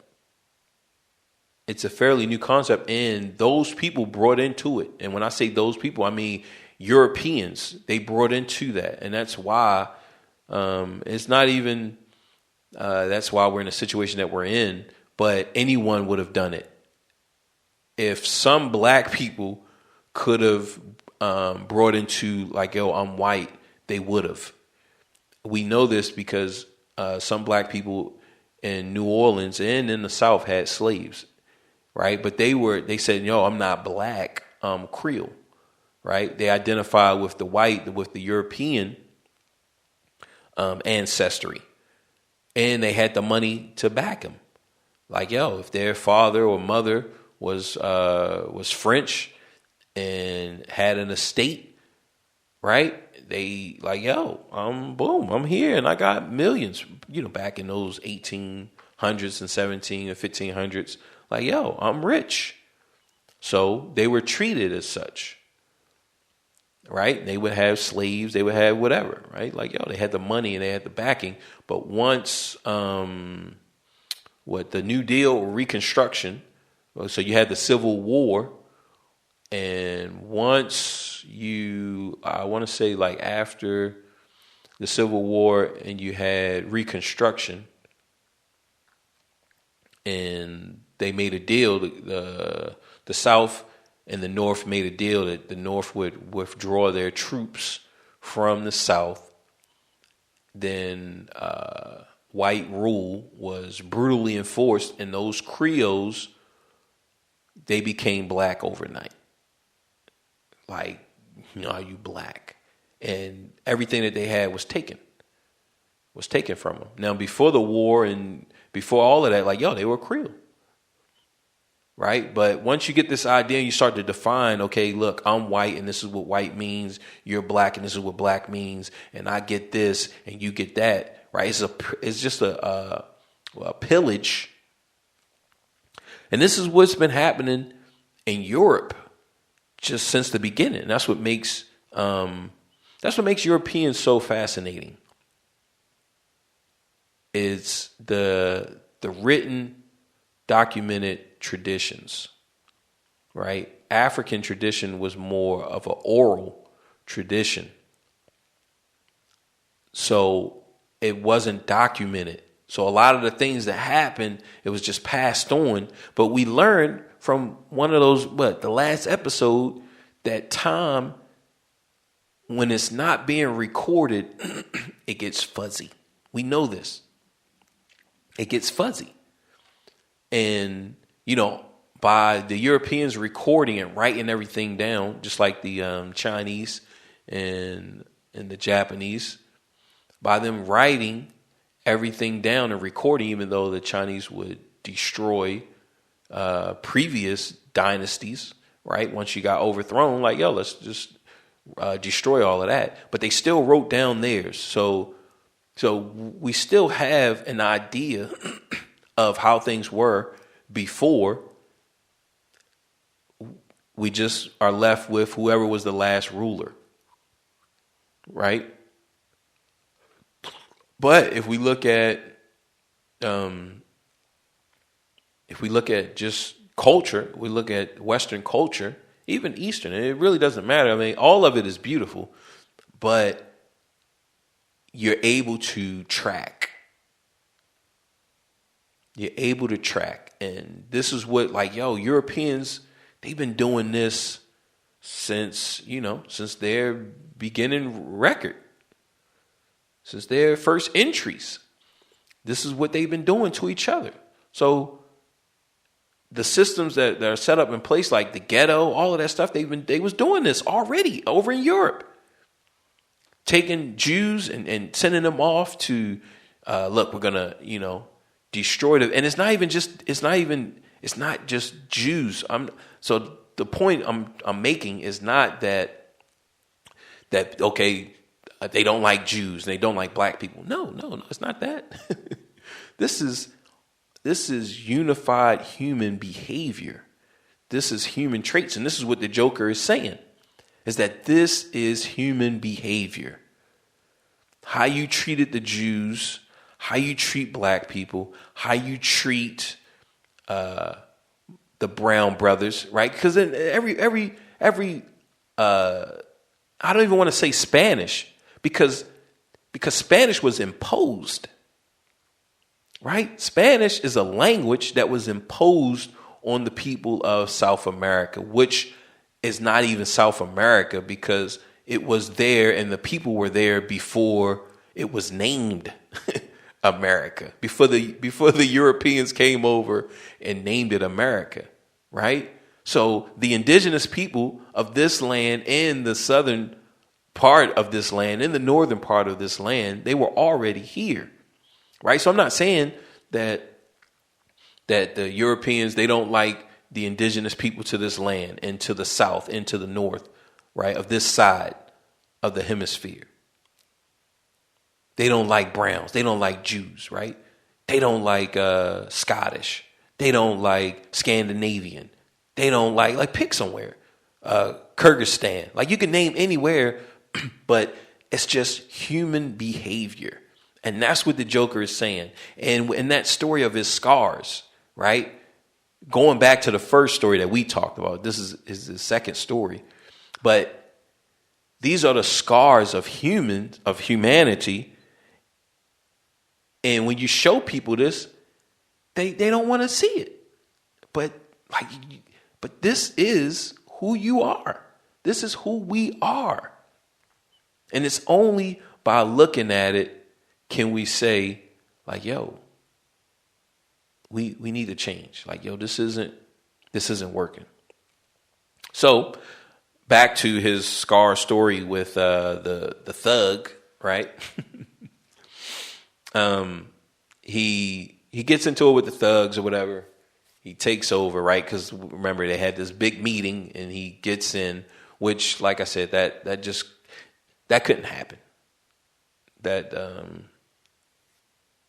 couldn't happen because criminals, like when you have different families like that, they don't trust each other. They don't really like each other, even if they come to an agreement. Okay, we're going to stay on this side. That agreement is only because there has been a peace treating. We're getting tired of killing y'all. We getting tired of y'all killing us. So we come with a peace treating, right? So that, again, like I said, this Joker is a genius, but he's also dipped seas in plot armor. Okay, he is dipped in it. I mean, he is just drenched in plot armor. In that scene, he has an argument with one of the black gangsters. All right. And the black gangster, this is the thing with, we're just not even, look, I'm not even going to analyze him because we're almost at the 2-hour mark, which, I like long podcasts like this. So, this isn't a problem. Like this type of long format, I think podcast is good for this type of stuff anyway. It just gives you something to kind of listen to while you go throughout your day. So, yeah, we'll get into it for a little bit, but I'm not going to, be too long on it. But, all right. So he has, we can see that, there's a really bad dispute, right? The black guy's like, yo, man, you steal from us. You're, you don't even you're a freak, right? He's calling them all of this stuff, and he's saying like, yo, you don't even have the right to even be amongst us, right? Now, in reality, he would have he wouldn't have known where they were for this, this treating. Like this type of stuff is like high security. It's high security. It's high secrecy. very high secrecy, to the point that if something like that were to happen, if you just had like some uninvited person show up, like, yo, they're going to get killed. Like he wouldn't have been able to get into the door.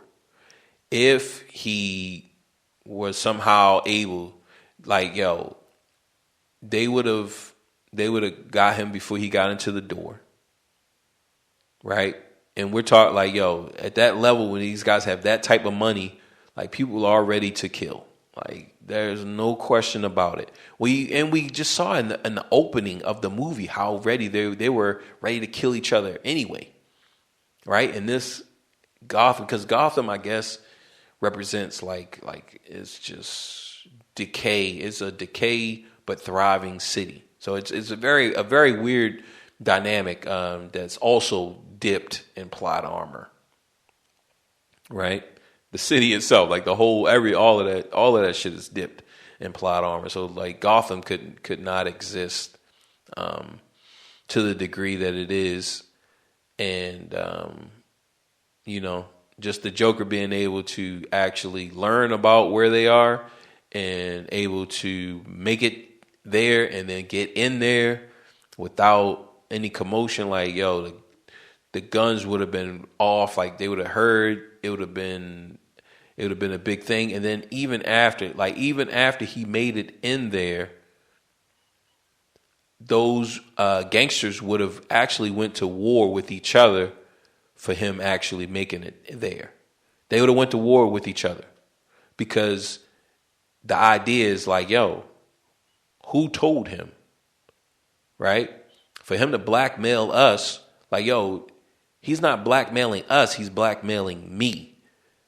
Because I don't know y'all enough to know that he's not blackmailing you. So he's talking about taking some money, right? And he's talking to all of this stuff. Look, I'm losing. So let's say all of us are losing, but I don't know that. Like, I don't know that all of us are losing, right? So he comes in there and he says, oh, we got the Batman. And look, he had his grenade. I think he had like a little jacket, because they was going to rough him up, but he had like a jacket and grenade. And so then they like, well, no, look, I'm telling you, like, the people that I know, like, just from the people that I know, like, yo, he wasn't getting out of there. He wouldn't have got in there, first of all. If he would have got in there, then he wasn't getting out. And if he would have gotten out, there would have been a war amongst all of them. Because it's like, yo, nah, one of y'all brought him in here. You feel me? One of somebody in here is working with him. And since I don't know which one of the 5 or the 3 or the big 4 or whatever, then it's all of you then. And then I know that I'm not working with him, so that means that I'm against all of y'all then. Like, that's how that would have played out. Like that's how that would have played out. Okay? So even if he made it that far and he got out, like, it would have been a big war amongst all of them. Okay? So then the Black one, he puts out a hit on the Joker. He says, yo, I think 500,000, maybe it's 200,000 if y'all bring him dead, and then 500,000 if y'all bring him alive. Okay? That's the hit. So, he's in his penthouse, or he's wherever he is, and some thugs, they bring him up, right? They bring up the body, and he was like, well, it's 200,000 for him dead, and then the Joker, boom, pops up. Nah, but it's 500,000. I'm alive, right? Which, man, it was just like, that was a kick-ass movie, man. It really, really is, man. So that again, guys, because we just can't we can't expect this. We just can't accept and expect this to be real. And some of y'all say, well, I know it's real. I know this is a movie and this is, no, I'm telling you guys, look at Art. Art went into a real fight with a boxing glove thinking that he was going to kill somebody if he just had both of his hands. Okay. Remember, like, I want you guys to really remember that, because I'm telling you, I've faced a lot of dudes on the mat who thought something that was not real. And it's because of movies and TV and all of that shit. I'm telling you, there's so many people out here today that thinks a certain way because of what they are shown in movies and on TV. A lot of guys thought they was going to get on the mat, they was going to whip my ass because of the way that I look and the way that I perceive myself and the way that I talk. But once we got on that mat, look, reality is reality. And they had an epiphany. And I don't say that to be cocky, to say that like, yo, I'm going to whip everybody's ass. No, I already have an epiphany before I even step on the mat with anybody. I already have this epiphany that they can whip my ass. It does not matter. I already have that. So in reality, if I feel something different, I'm going to exploit it. But in every confrontation, I always go in it as, okay, this is how I could lose. This is how I lose.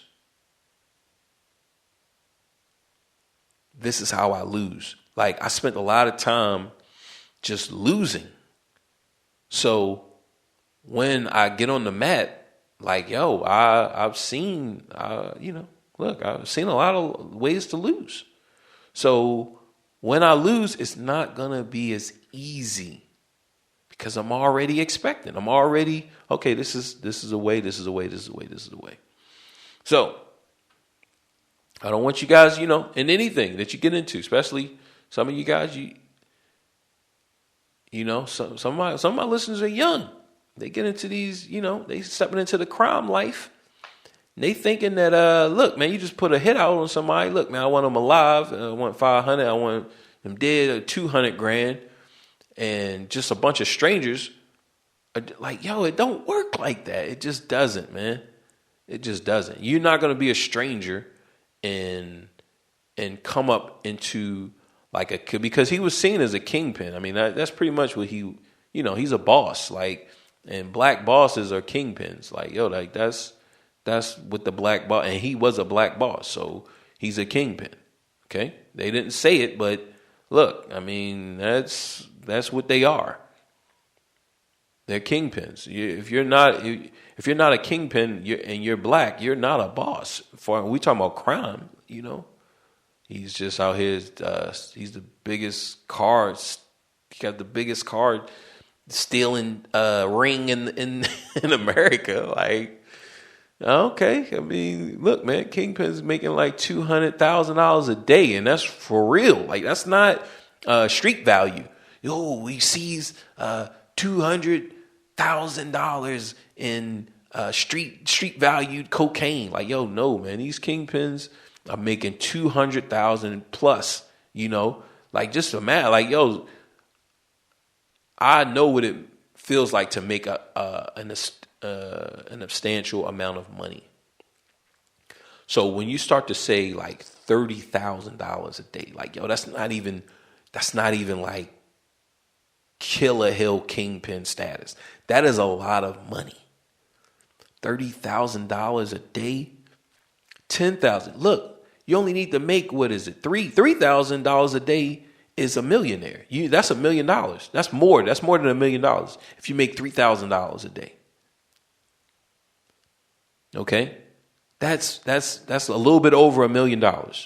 Okay, so when you start to say 10,000, 20,000, 30,000, $40,000 a day, like, yo, that's only achieved by a kingpin. Like, when we talk about crime now, yeah, if you're in the tech world, and I'm sure those numbers get up there. Like, some of these, millionaires and billionaires, like, yo, they get up there. Like, so the numbers it gets up there. I mean, just think about it. Like, a person who makes $1 billion, like a billionaire, and there's what is it? It's like 700 and maybe 750 billionaires, American. There's like 750 American billionaires. So it's like this is 740, right? But there's always somebody who's cracking into there. So there's like 740 billionaires. 7 of those are black. The rest are white, right? Again, we get into that white, black. So white meaning anything other than black. So it's 700 of them, 733, 732, and we got around 7 to 8 black billionaires, right? So when we get into billions, we can just, because we're looking at these numbers, right? We're saying that if you make $1 million a day, that means that you're doing 365 million a year. So that means you can round up, just like in RAM, you can round up to 400 million. You can do, look, I'm worth $400 million, right? That's $1 million a day, right? A billionaire is doing that 2-3 times over. So they're making, like $2 to $3 million a day. Like, that's crazy. So on the underworld side of things, like, only a kingpin is going to even begin to fathom $1 million a day, right? And some of them do it. Like, I mean, it's just crazy. Like I said, like I can't even fathom that. I just can't even wrap my head around those type of numbers. Okay, now I have been fortunate enough to have seen some good numbers, right? I've been fortunate enough to see those type of numbers, and then that's me, and I'm nowhere near rich. Okay, I work at FedEx.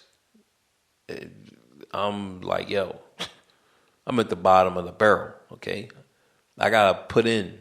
Look, I wanna take next week off. I need to look. I gotta put that in. Okay, there's a vacation. I gotta put that in. So I'm nowhere near that. So we're talking about this kingpin. If he's in on with those the crime family in Gotham, like, man, this dude is a kingpin. You are not. First of all, you're not going to know where he lives or where he just is stationary. You're not going to know where that is. You're not going to know. Like, he's not up in the tower somewhere. He has a condo in the tower. Like, you're not going to know that. As far as you're just some local street thug. Like, I put the word out that I want the Joker dead or alive. Mainly, I want him alive. Right? Here's, $200,000. Then we got to say, okay, where's the Joker getting this loyalty from? Like, where is he getting this loyalty? Like, man, like, that's not real. That's not real, man, because I'm telling you, $200,000. Like, think about, what's his name? FBG Duck. FBG Duck in Chicago was a huge, he was a huge rapper. I want to say that he had the biggest hit since, like, Chief Keef with Slat. Slat was a huge hit, like, just nationwide. Nationwide is on your side. Like, that was a huge hit. Like, just nationwide. It was a huge hit, just as big as Chief Keef's early hits that he had, right? So when he gets murdered, like, how much did he get murdered for? And, we don't know if it's a hit or not. I'm sure a lot of information has come out in this trial, but as big of a, he was a big, we're not talking about a crack dealer. He's not like a crack dealer. He's, just pushing music, but he has influence, so people would want him dead.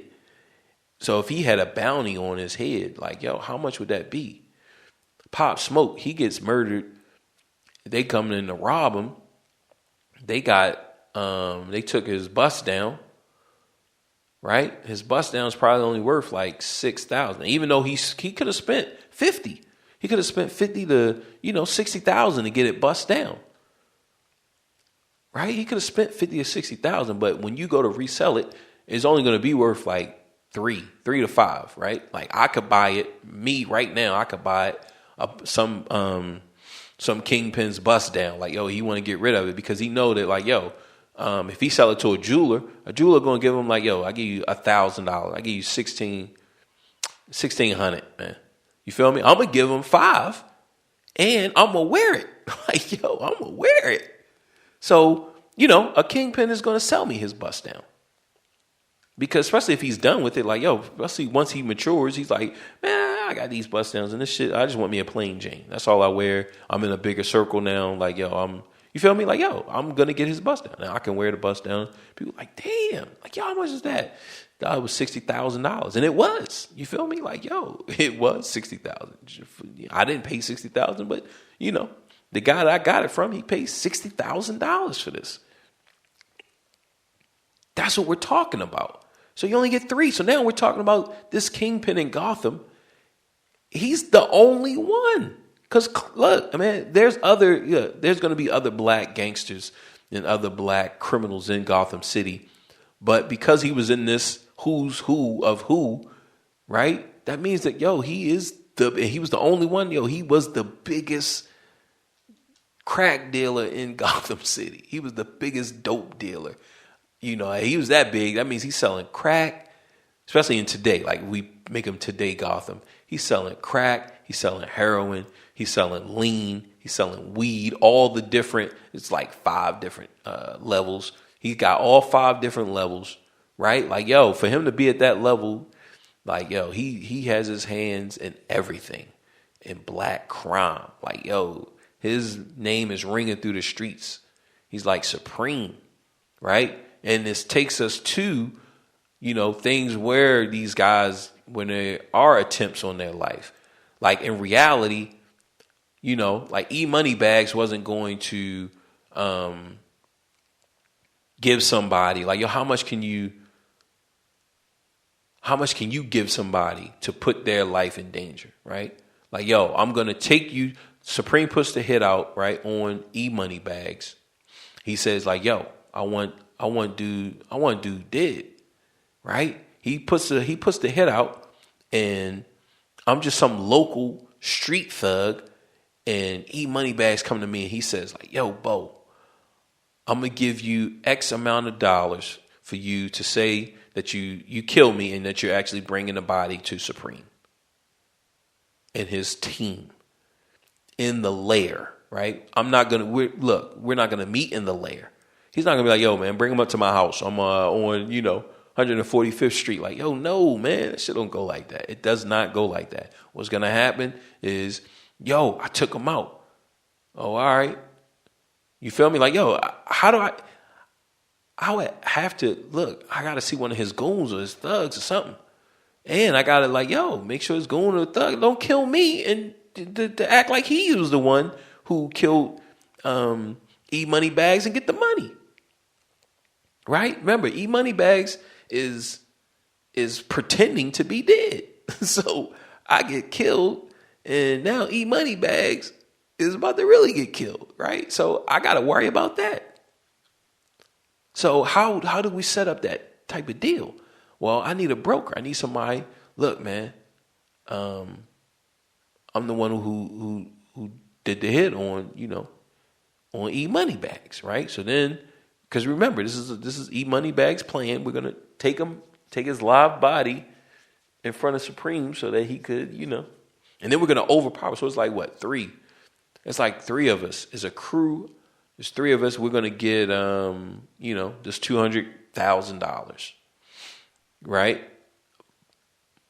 How much is the Joker gonna give me? He has to be able to beat the $200,000, right? So me and my team, I think it was like maybe they had like a 3 to 4 man team, right? So we're gonna split up 200. No, we get So we're saying that he's dead. So we get $200,000. We're gonna split that amongst what? Let's say 4 people. I think it was like 3 to 4 people. So we're talking about 50 to 60 grand. you know. Now, if you're a low-level street thug, and that's going to be good, right? You're a low-level street thug. That's going to be good. But you're also a low-level street thug. So, like, people don't trust. Like, who is this? Is this kid even from Gotham? Like, I'm telling you, this is the way that it goes. This is the way that it goes. So, you're not going to be able to make it in, like, he's not going to meet you in his condo. You're not going to see where he lives, right? That's not going to happen. 9 times out of 10, you are going to meet somewhere, to make the drop. And there's going to be somebody else that's going to actually pick up, the body. And that person is going to have a team. Not that they're even expecting you to try to rob them, right? It's not even that. It's just like, come on. This is, the police, like, even though they got cops in their pocket, because, especially when a gang or something has cops in their pocket, they move a little bit more lax, right? They definitely move a lot more. They're like, man, real relaxed. So, you can get something like that, right? But all in all, it's like, man, it's so many parts to that's just not going to happen, okay? And then after that, they finally get up there and we get to the Scar story. Okay. Again, like I said, Joker is genius. He says, he had an old man. I want to say there was this old man and he's a kid, right? So he's a kid and maybe his old man was beating on his mom. And I don't know if his old man took the knife to his mom, but he was definitely, just kicking the shit out of his mother in front of him. And then he goes to the kid, and I guess because the kid looks sad. So then he says, that's when he drops the "why so serious," right? Like, why aren't you smiling? Why aren't you laughing? And then he cuts the mom's face. I mean, the kid's face. The father cuts the kid's face, and that's the Joker, right? So in this story, because I believe that in each story, I want to say that in the story with the rich people is the wife, right? So she was, brutalized, and then he is himself. So he's just there to show who they really are, right? And not to be sad, but in the story with the kid, because he cuts the guy's face right when he says, that he got his face cut. So in that story, the father is the Joker, and the black gangster is the kid, right? So he's, kicking the shit out of these gangsters, right? He's kicking the shit out of the guy's father or the guy's mother, right? The gangster boss. He's kicking the shit out of the gangster's boss, right? Who the gangster believes is his, authoritarian. He's kicking the shit out of him. Like, you should be happy and smiling because this gives you an opportunity to be elevated, right? I'm showing you how to do this because you've been down and you're not the man, right? So I think it was Falcone is like the leader of all of y'all, right? He's the head. I'm showing you how you can become the head, but yet you're, huffing and puffing, ready to blow the house down. And it's like, why are you so serious and so invested in this system that's really not even protecting you? This system doesn't give a fuck about you, right? So in this story, he is, the Joker is the father, and this black gangster becomes Joker as a kid, right? So he cuts his face to say, like, yo, you're looking at this wrong, right? He's trying to show him how to get ahead, right? How to, become with power. So that's why I say that, like, yo, like these stories that he says, it's for, it's tailor made for the victim, right? For the person that he's interacting with to kind of gain some type of understanding and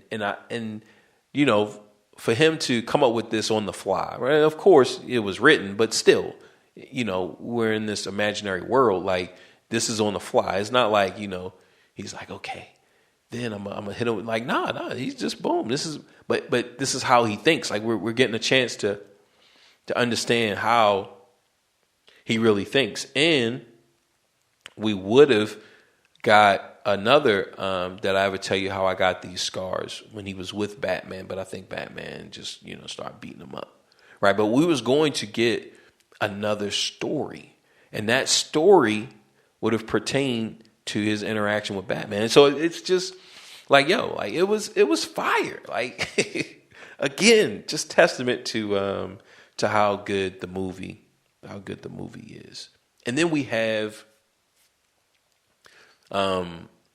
this idea of less dead. Now, we talked about this in one of those serial killer episodes, right? But this is like the biggest thing that society and that government, mainly society, right? Society is here, and then government kind of protects and maintains society, right? Government is the hand that deals the justice for society and that runs society, but it's not one in the same thing. But the less dead idea in this concept is whose life is valuable, whose life is more valuable. And it's one of the downfalls to society is when we start to say that this person's life is more valuable than that person's life. This person, like, we can kill, our killing is bad. But if a person breaks into your house, or if a person rapes or is raping or in the attempt to rape your daughter, you can kill them, right? If there are, certain situations that we deemed as a society as like, yo, boom, you can die over this, and this is no blood on nobody's hands. It's okay. So it's like, to juggle that is the fulcrum of society falling, because as it deals out death to the people and say, okay, this is good and this is bad, and okay, it just creates a seed of resentment, and it creates a seed of destruction. And as long as you can say, okay, this murder or this death is okay and this death is not okay, then you're creating room for the demise and destruction, right? And that mob justice ultimately is the one who says what life is good and what life is bad. So as he kills different mobsters, it's okay, right? These different gangsters that he kills, like he has them kill each other, right? All of those lives, like, yo, that's fine, right? That's fine. But if he goes to kill, like when he says that guy who wants to expose Batman identity, he wants to expose Batman's identity, so he goes on national TV, and then the Joker's already killed or have had. I mean, it's hard to say who he's actually killed, but he's already had the Batman, one of his impersonators or fans, right? He's killed one of his fans. And then I want to say he puts out the challenge for Batman to, because he's already like taken out the cops, because there's a corruption in the police department, which we've already kind of covered. We've already covered the corruption in the police department. Because when we say that, people are just, like I said in the very beginning, that people are people. We all have scars, right? And it's only when you're looking to try to be something that you're not, do you truly have depression? Do you have anxiety? Do you have unhappiness, right? But society itself is pushing this narrative through mob justice. Right?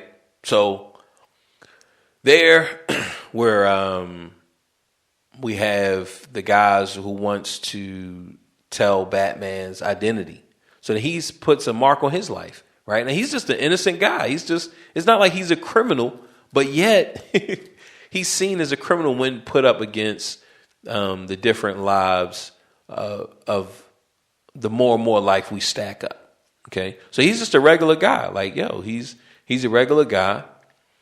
And yeah, we know that he was trying to blackmail. He was trying to blackmail the corporation, right? We understand that that's what he was doing. So we know that he's he's a weasel, right? He's a bad guy if he's trying to blackmail him. But if he was just going to tell just off of, look, I'm just going to tell for no reason, then okay, that's fine. But it's not fine because we see Batman as the hero.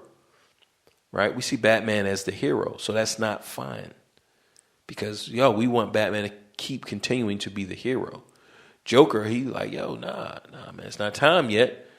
Boom.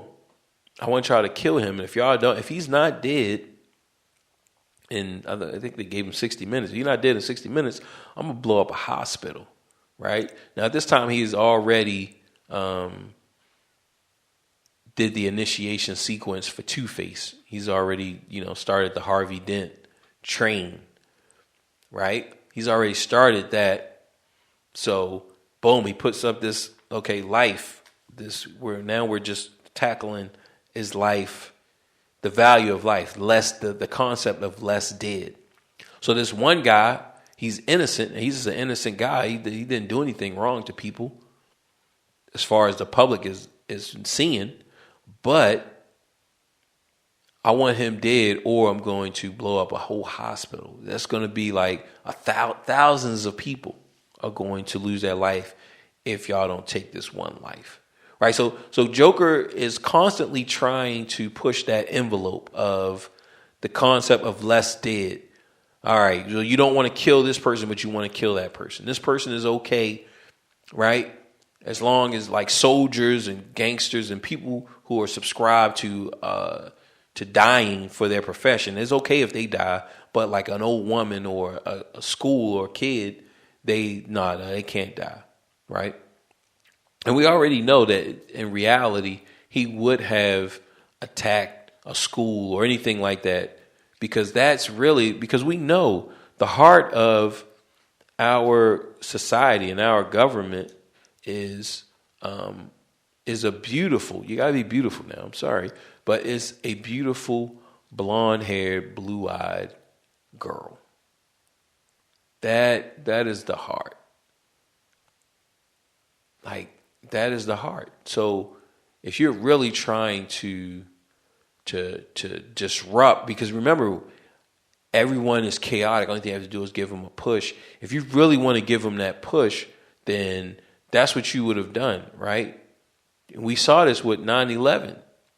Like, they were really on the verge of a few more attacks, and like, it would have been different. America would definitely be different, right?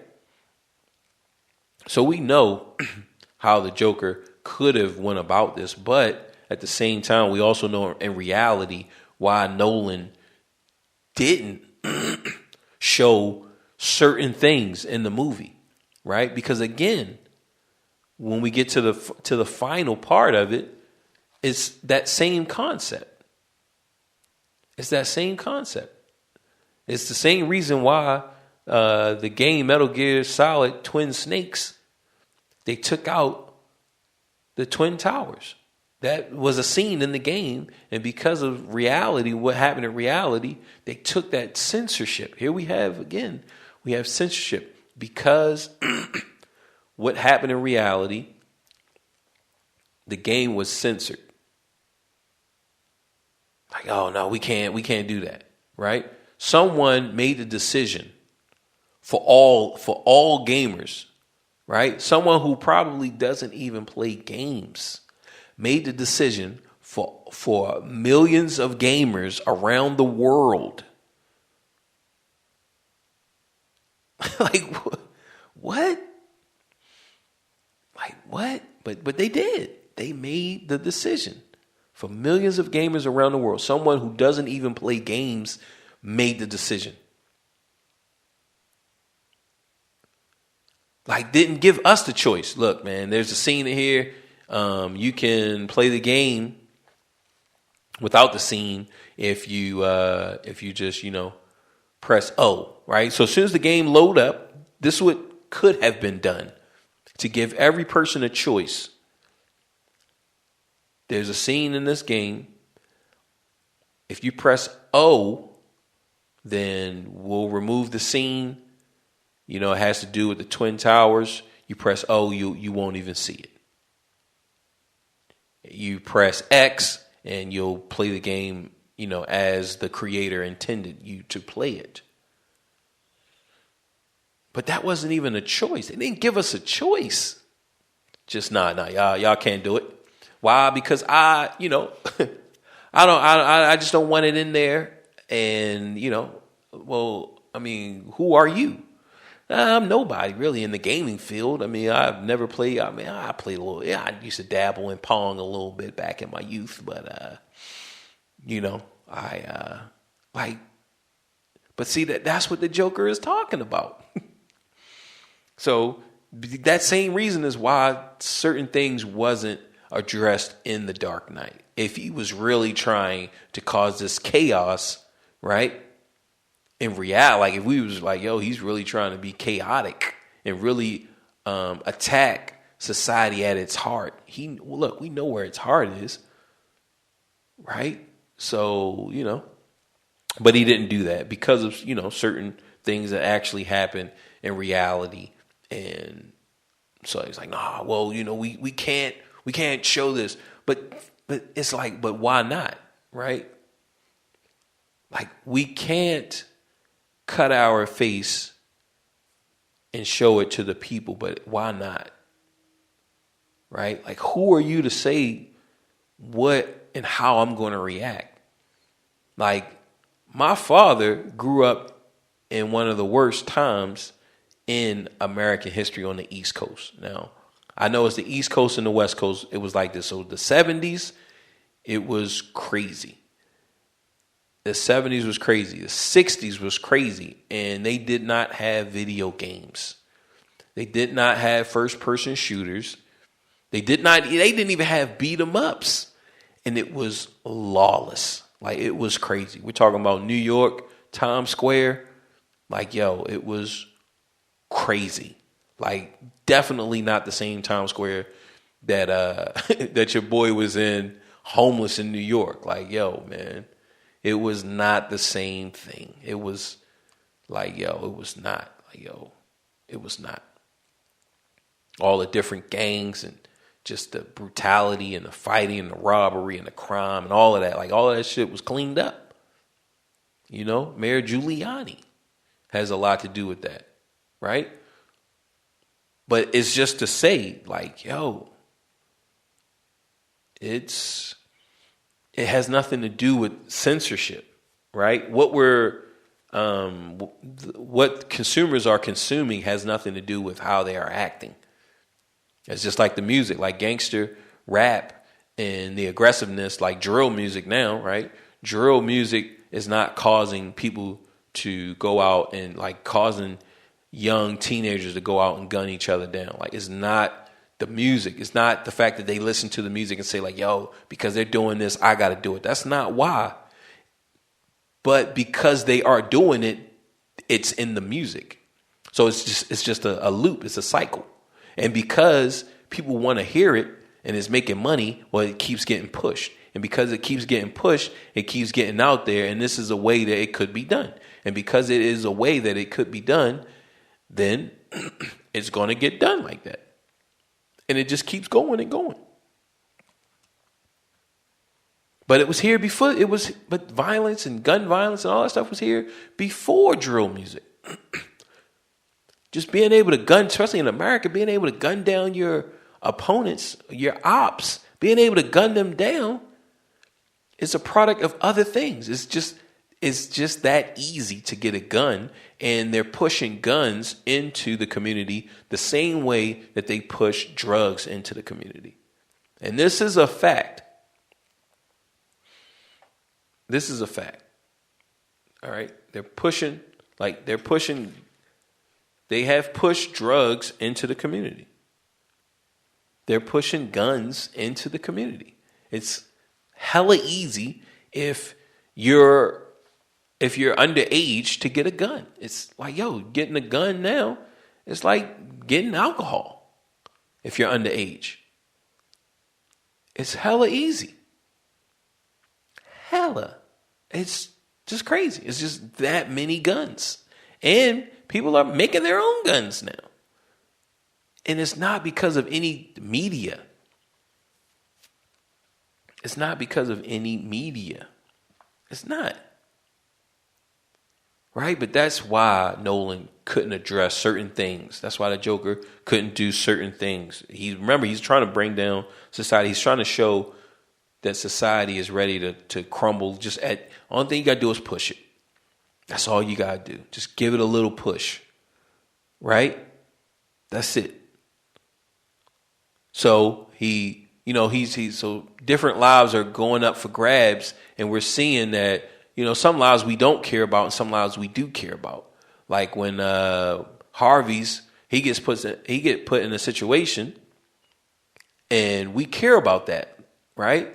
So everyone is experiencing loss in here, but just depending on how we perceive them, then it's either okay, look, we don't even care, or we're saddened by it, right? And remember, that's the fulcrum of the downfall of any society, is putting some lives over others. It's okay if this person dies. It's not okay if that person dies. But is death? To be murdered is to be murdered, right? To die prematurely is to die prematurely. Now, if this is my girl, spoiler alert, and you're Macaulay Culkin and you get hit up by them bees, like, me, your boy Bo almost died. I remember I was, 9, like 8 or 9. I got stung by a bee and almost died. Like, it was like, boom. This wasn't even my first time getting stung by a bee. So I don't know if it was a killer bee. I don't know what. But your boy almost died. This was a one sting, right? Our boy Macaulay, he got hit up a couple of times. Like, they lit him up.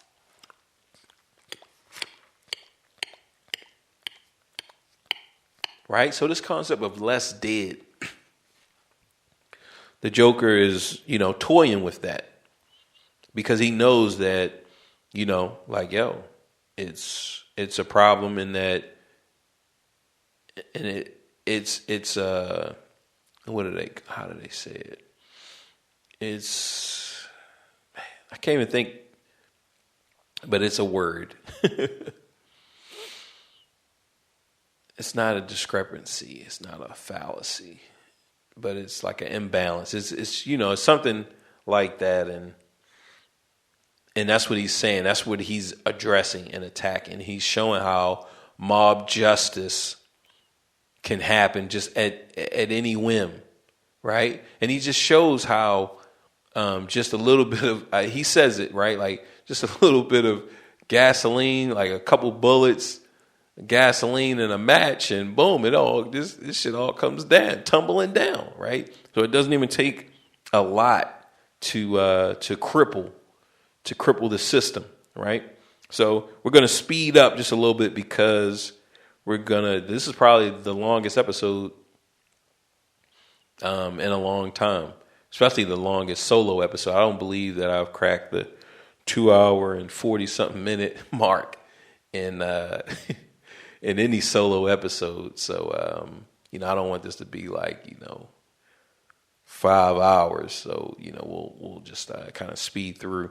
But one of the things that, that's addressed is Batman creating, like, so he creates more of a one man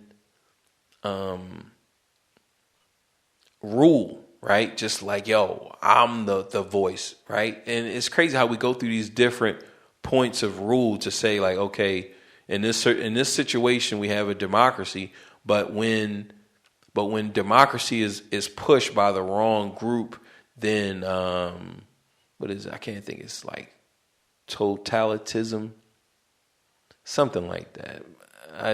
I would have to read it, but I know it's something along that line, right? Where you just have one ruler. He's saying like, yo, like, and he becomes that voice, and it's like, yo, look, no longer are we using democracy. It's just one person pushing their agenda to smoothen out the playing field, to level the playing field. And then we go into the boat test of the two different governments, right? Well, we just have, all right, boom.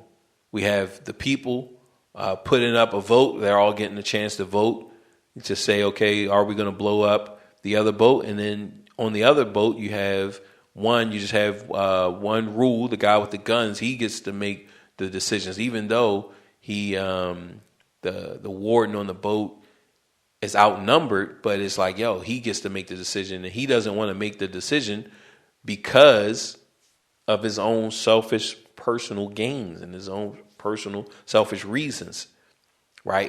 It's trumping his innate human right and human self-preservation script, right? Because he knows that, yo, if he comes off of that boat, he's going to go to jail. He knows that. Like, yo, now I'm going to be in prison with these prisoners, and so he doesn't want to go ahead and kill the people in the other boat. And then the civilians with all the women and the children, right? Now they have to decide, and they come up with the decision, okay, we're going to hit the trigger. Well, who's going to pull the trigger, right? And then the guy gets up. He's like, all right, I'll do it. I'm going to go ahead and hit the trigger and kill these people. And then he gets up, gets it in his hand. He's shaking, right? He can't bring himself to do it, even though that means that everybody's going to die, right? So how come he can't bring it? So it's like, yo, is there some moral thing, some moral code that why he can't go ahead and hit the button to kill? Which we already, look, man, the Joker is a agent of chaos. That's how he describes himself. So we already know that it didn't matter who hit the button, both of them was going to blow up, right? Like, yo, both of them was going to blow up. Like, that's just how he does it, right? And we're just talking about the belief of the people. It's like, yo, so how come this guy didn't do it, right? They already said these people made their decision. They were the scum of the scum of Gotham. They are criminals. They had their chance, and they chose to be wrong, to be bad. They have to die. And this was echoed on that boat, right, with the civilians. This is being echoed over and over and over again. It's being echoed. And it's like, yo, so what's the deal? How come he can't pull himself to kill those quote unquote guilty people? And, in the words of Batman, the people of Gotham City showed you that. They're like, oh, man.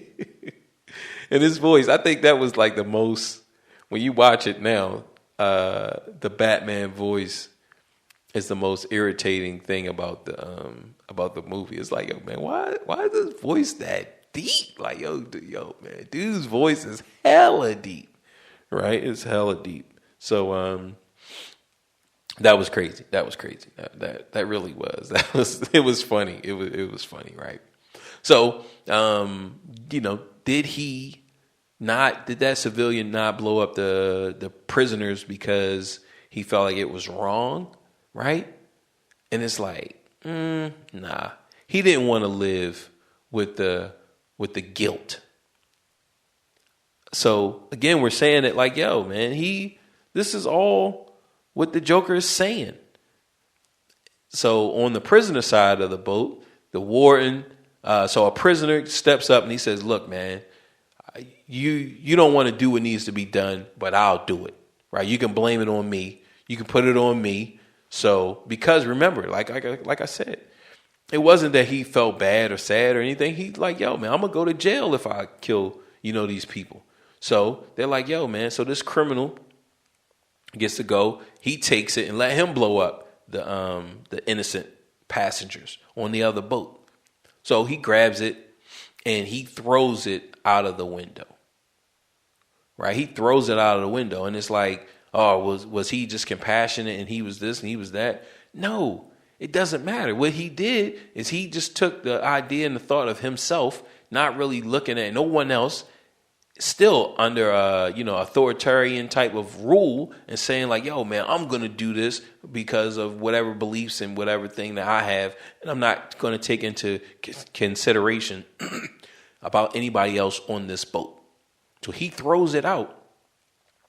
But this is all on the whims of him. There's no voting. This isn't a democracy. This is still authoritarian, right? Totalitarianism. This is still that. Just boom. It's just one person making a decision. Which none of them blows it up. And the Joker, he's waiting. And he's like, boom, this didn't happen. Batman drops his line. But he says, his greatest achievement was Harvey Dent. And he was right. He was right because remember, we saw Harvey Dent rise up and just have everything. He had everything, right? But he was only good as long as being good gave him what he wanted, right? Like he was fighting for justice. He was doing all of this stuff. He did it the way that it was supposed to be done. He went to school. He went to law school, right? He had a beautiful woman. Like he had all of that stuff. But when that stuff was taken from him and he was down on his luck and just down, everything was taken away from him. What he cared about and loved the most, when that was taken away from him, like, yo, and then he flipped and he was like, yo, nah, I'm not good because it's not serving me to be good. Right? Only a wolf can catch a wolf. Right? That was his thinking then. So then he started to, boom, he's going after the people who was responsible for the death of his loved one. And he was going to do that. He was going to inflict justice. He was going to look. I'm a vigilante, but the problem with Batman vigilantism is that, like, yo, he's not taking lives, so these people, they're just able to come back and keep coming back. Nah, they're not coming back, right? That was Harvey's stand. So then what happens? Boom, you finally get to where, Harvey goes down, and now Gordon, because he is the commissioner at this point after they did an attempt on his life or whatever. Commissioner Gordon and Batman creates a lie. So now they create a lie for the people of Gotham. And they say, like, again, we're back to censorship. We're back to we deem they can't handle this truth.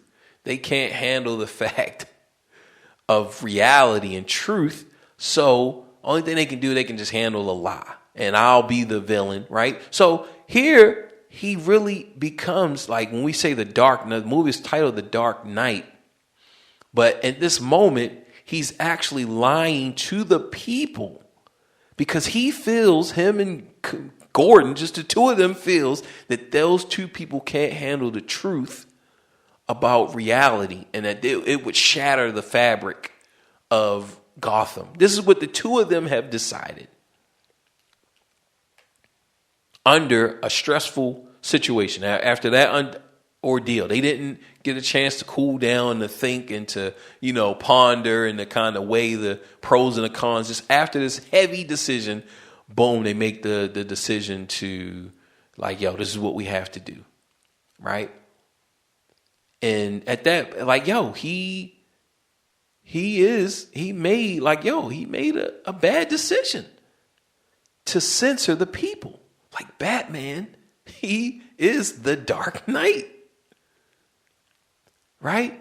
Like, yo, that was a dark decision. That wasn't a good decision to lie to the people. And anyone who says that, yo, he did a good deal, that's what he was supposed to do.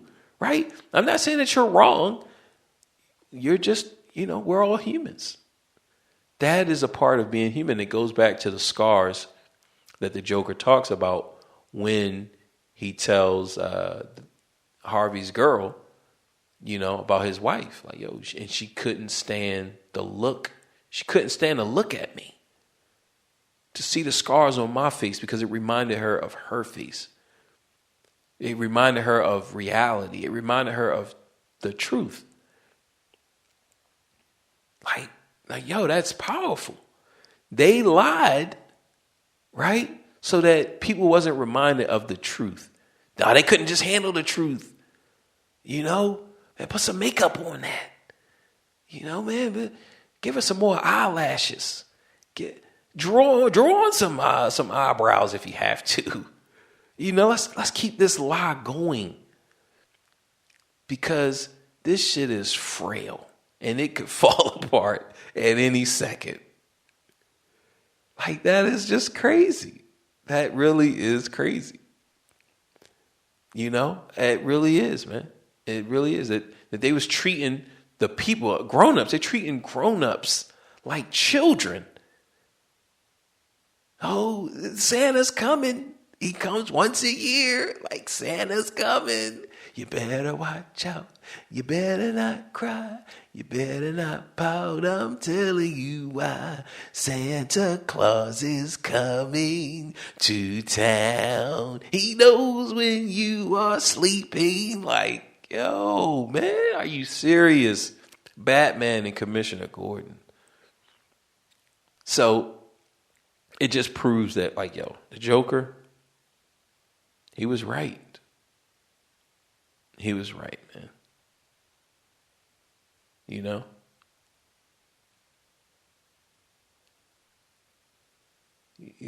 That Batman himself would have never become the Batman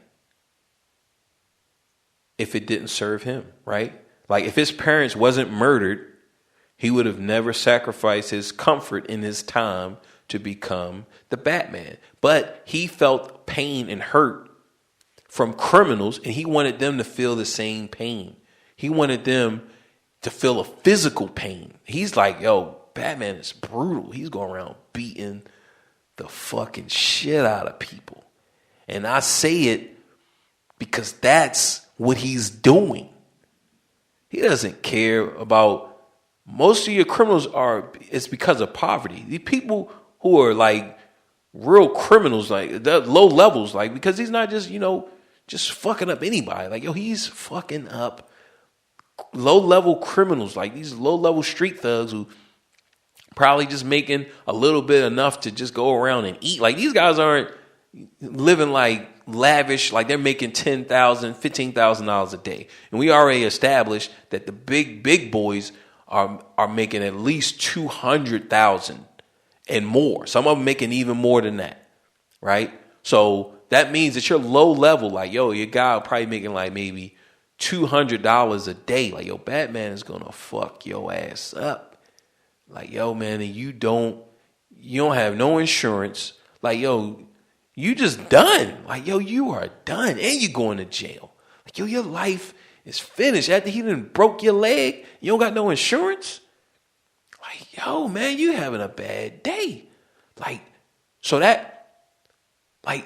so my language is to emphasize the reality of Batman.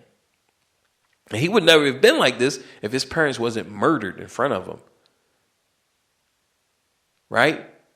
not by, these low level guys. These guys wasn't even around, but he's still inflicting that pain on them. He's still remembering. And we see this. He still is dealing with the death of his parents throughout all of the films. I mean, he's always dealing with it. I don't think they address it one time in The Dark Knight. And I'm gonna have to watch the third one to see if it's addressed in there as well, right?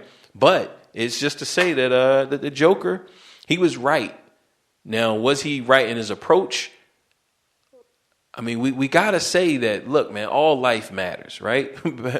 BLM, right? But all life matters, but we are human, like we are human, and we have to acknowledge this concept of less dead. There is a reality to it, and it's no matter what government runs you or rules you, there is a concept of less dead. Some life is more valuable than others. That's just the way it is, and we get mob rule and all of that. Look, man, that's just always going to be a part of it. So now when we speak on Rogan.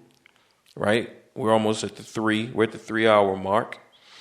We speak on Rogan, and it's like, and on anyone, it's not just Rogan, right? Rogan, he said the word nigger. That's not the same as calling someone nigger. And this isn't taken away from anyone who feels offended, like, because I understand, like, just the struggle, right? The people like Fid. We got to speak on Fid because Fid went through this. Fid, our other co-host, he was alive at a time, and he told me of a time when he was on the bus and they were in Cleveland, and whenever they got to the South, like, they had to get off. They had to step off, right? And then when they got back on, they had to move to the back. Or if you just stayed on, you had to move to the back, right? So while you was up, in Cleveland, you were good. You could ride in the front. It was no problem. But once you hit a certain point in the journey, like, it's boom. It's Southern segregation, right? And it was boom, this is it. So because we have people who really experienced it, Emmett Till, like, it's so many others, right? So that's me when I bring these up is to say that, like, I understand that the people who went through this, they have a certain way and they have a certain reality, and I'm not here to question that reality. But from my reality, which, Baltimore is it was the testing ground for a lot of the oppression, as far as the financial oppression and the zoning.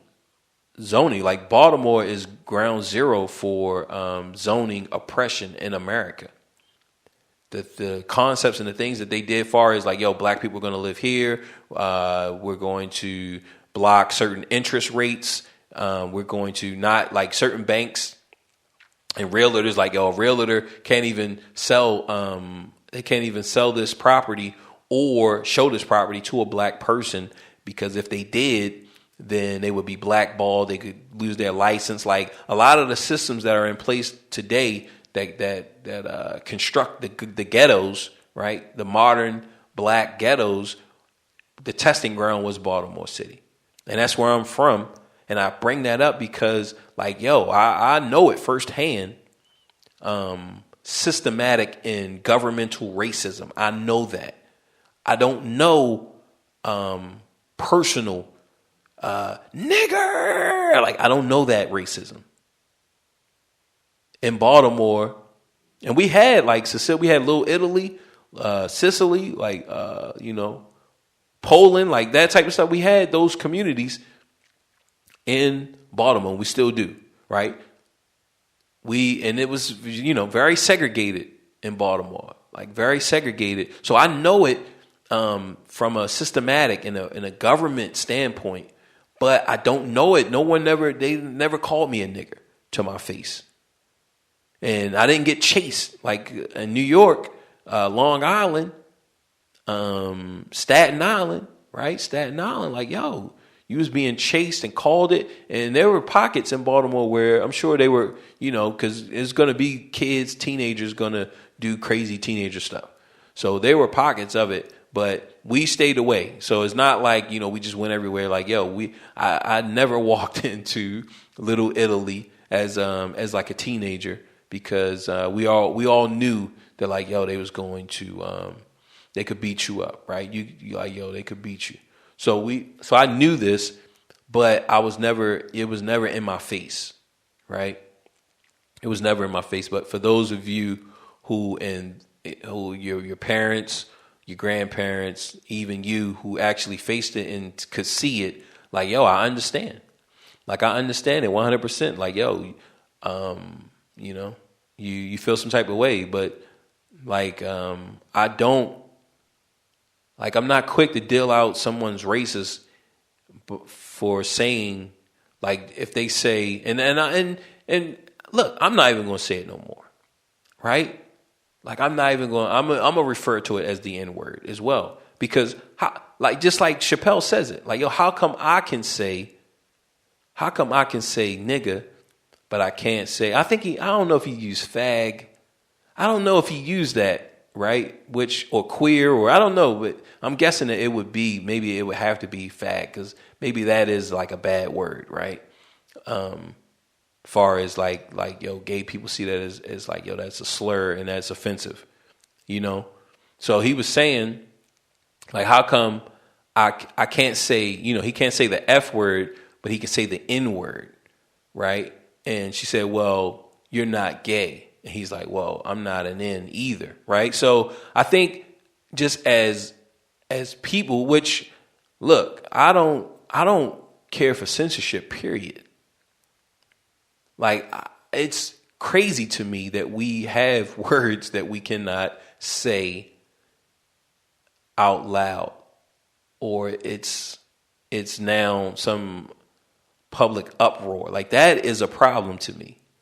That is a real problem, because we know that the government in racist America, right? Racist America does not care about racism. Like, they don't care about the word, about using the N word or not, right? They use it. So when people are getting canceled, or when people are being fired for using it, or, when they do that type of stuff, it's a big problem to me, because I know that they don't care about me and the people. They don't care about my people. They don't care about your people. And it doesn't matter who's listening, right? Like, yo, they don't care. So when they act like they do, it's for a reason. And it goes back to that power issue, right? Like, yo, once COVID came, a lot of people lost their businesses. A lot of people lost their jobs. So when you lose business and you lose jobs, that means somewhere else somebody gained business and somebody gained jobs. Like, wherever there's a loss, there's a gain. So they use COVID and the restrictions of COVID to start taking people's liquor licenses. Now, in most places, liquor licenses are grandfathered in. Meaning that, okay, they couldn't take your liquor license before COVID. So before 2019, they couldn't take it if you were in certain parts of the city. Once COVID hits, and now it's like, again, it's back to the Dark Knight. Once a certain thing hits, now we're able to use this certain type of rule and a certain type of law. And once it's available, it's always available, right? Some of you guys have never flown before 9/11. I have. And it is very different. It was very different. It was very different to fly before 9/11, 2001. It was different. It was very different. Like, yo, it was very different. And I didn't fly in the 80s. So it would have been even more lax in the 80s. And I'm talking about it was hella lax in the 90s. Like it was hella lax. Like, yo, it was boom. It was real relaxing, man. It was good. Like, yo, just the airport, period. It was good. It was just an experience that we will never experience again. And just think, from just that one incident, from that one group, right? And some people are ready to look, man, I'll give up my power. I'll give up my authority. You know, it's no big deal. I get that. That's just like in cars now. So many of these new cars have cameras. They have cameras inside of the car watching you as you drive, and they have them outside of the car. And people are thinking like, well, it's all right. There's no big deal. You don't even know that it's in there. And it's in there recording you. It's in there recording what you say. It's in there, like, it's recording where you go. It's recording where you live. And remember with the Joker, man, we all have scars. We all have scars. So who's to say that the people watching this footage and have authority over this footage that they're no better than me? Their shit stink just like mine. If he's a male, his dick gets hard just like mine. Like, yo, there's nothing. There's no difference. Right? So now once we start to apply this less did concept to different things, it's like, yo, that's a problem. That's a problem. So that's that. My ultimate take on Joe Rogan is he's going to be all right. Like, yo, he's rich. Like, yo, he's hella rich. Okay. I'm not. Like, yo, I'm struggling. I got to put in for vacation in the next, if we plan on taking a vacation in the next couple months, like, I got to get that in now. So, it doesn't it doesn't matter. It doesn't do me no justice to fight for Joe Rogan. He is not listening to my podcast. None of his friends are listening to my podcast. None of his friends or him are going to come to my aid. I need help. You need help. We all need help. Like, yo, nobody's coming to help us. Like, nobody. So I listen to Joe. I'm going to continue to listen to Joe, but I'm not going to think about it. I'm not going to rev up or rile up or, get into a great discussion about it. Like, yo, no, man, I can't care about that because he's rich and his life is going to keep on going. His family, they're going to do whatever with the money, right? And other people who are in higher positions is so like thousands. I remember my piano teacher used to say, man, there are 10-year-olds who will play circles around you. And she was right, and she is right. There are 5-year-olds. There's probably 1,000 5-year-olds who will make me quit playing the piano. Okay? After these 5-year-olds get up on that piano, like, I ain't even playing no more, man. What the hell am I doing with this shit? Like, that's the reality of it. So I say that for you too, guys. Like, yo, don't get too invested in this, man. Their life is no more valuable than our life. All right. I wish everyone the best. I wish Joe the best. I wish Alex Jones the best, right? I wish Trump the best. I wish the best for my enemies. What I don't wish is that, any of my people should die by their hands. I don't wish that, right? But I wish that everyone can live a happy existence and just, feel fulfilled and be able to provide for their family. That's what I wish for everybody. So that's what I say for Rogan and anybody else who comes up on the chopping block. Like, yo, man, they all right. You feel me? Like, yo, they all right. Just, bite down and, keep moving, right? That's for all of us. Whenever adversity comes and whatever difficulties come, just bite down, hang in there, and Reese's PCCC.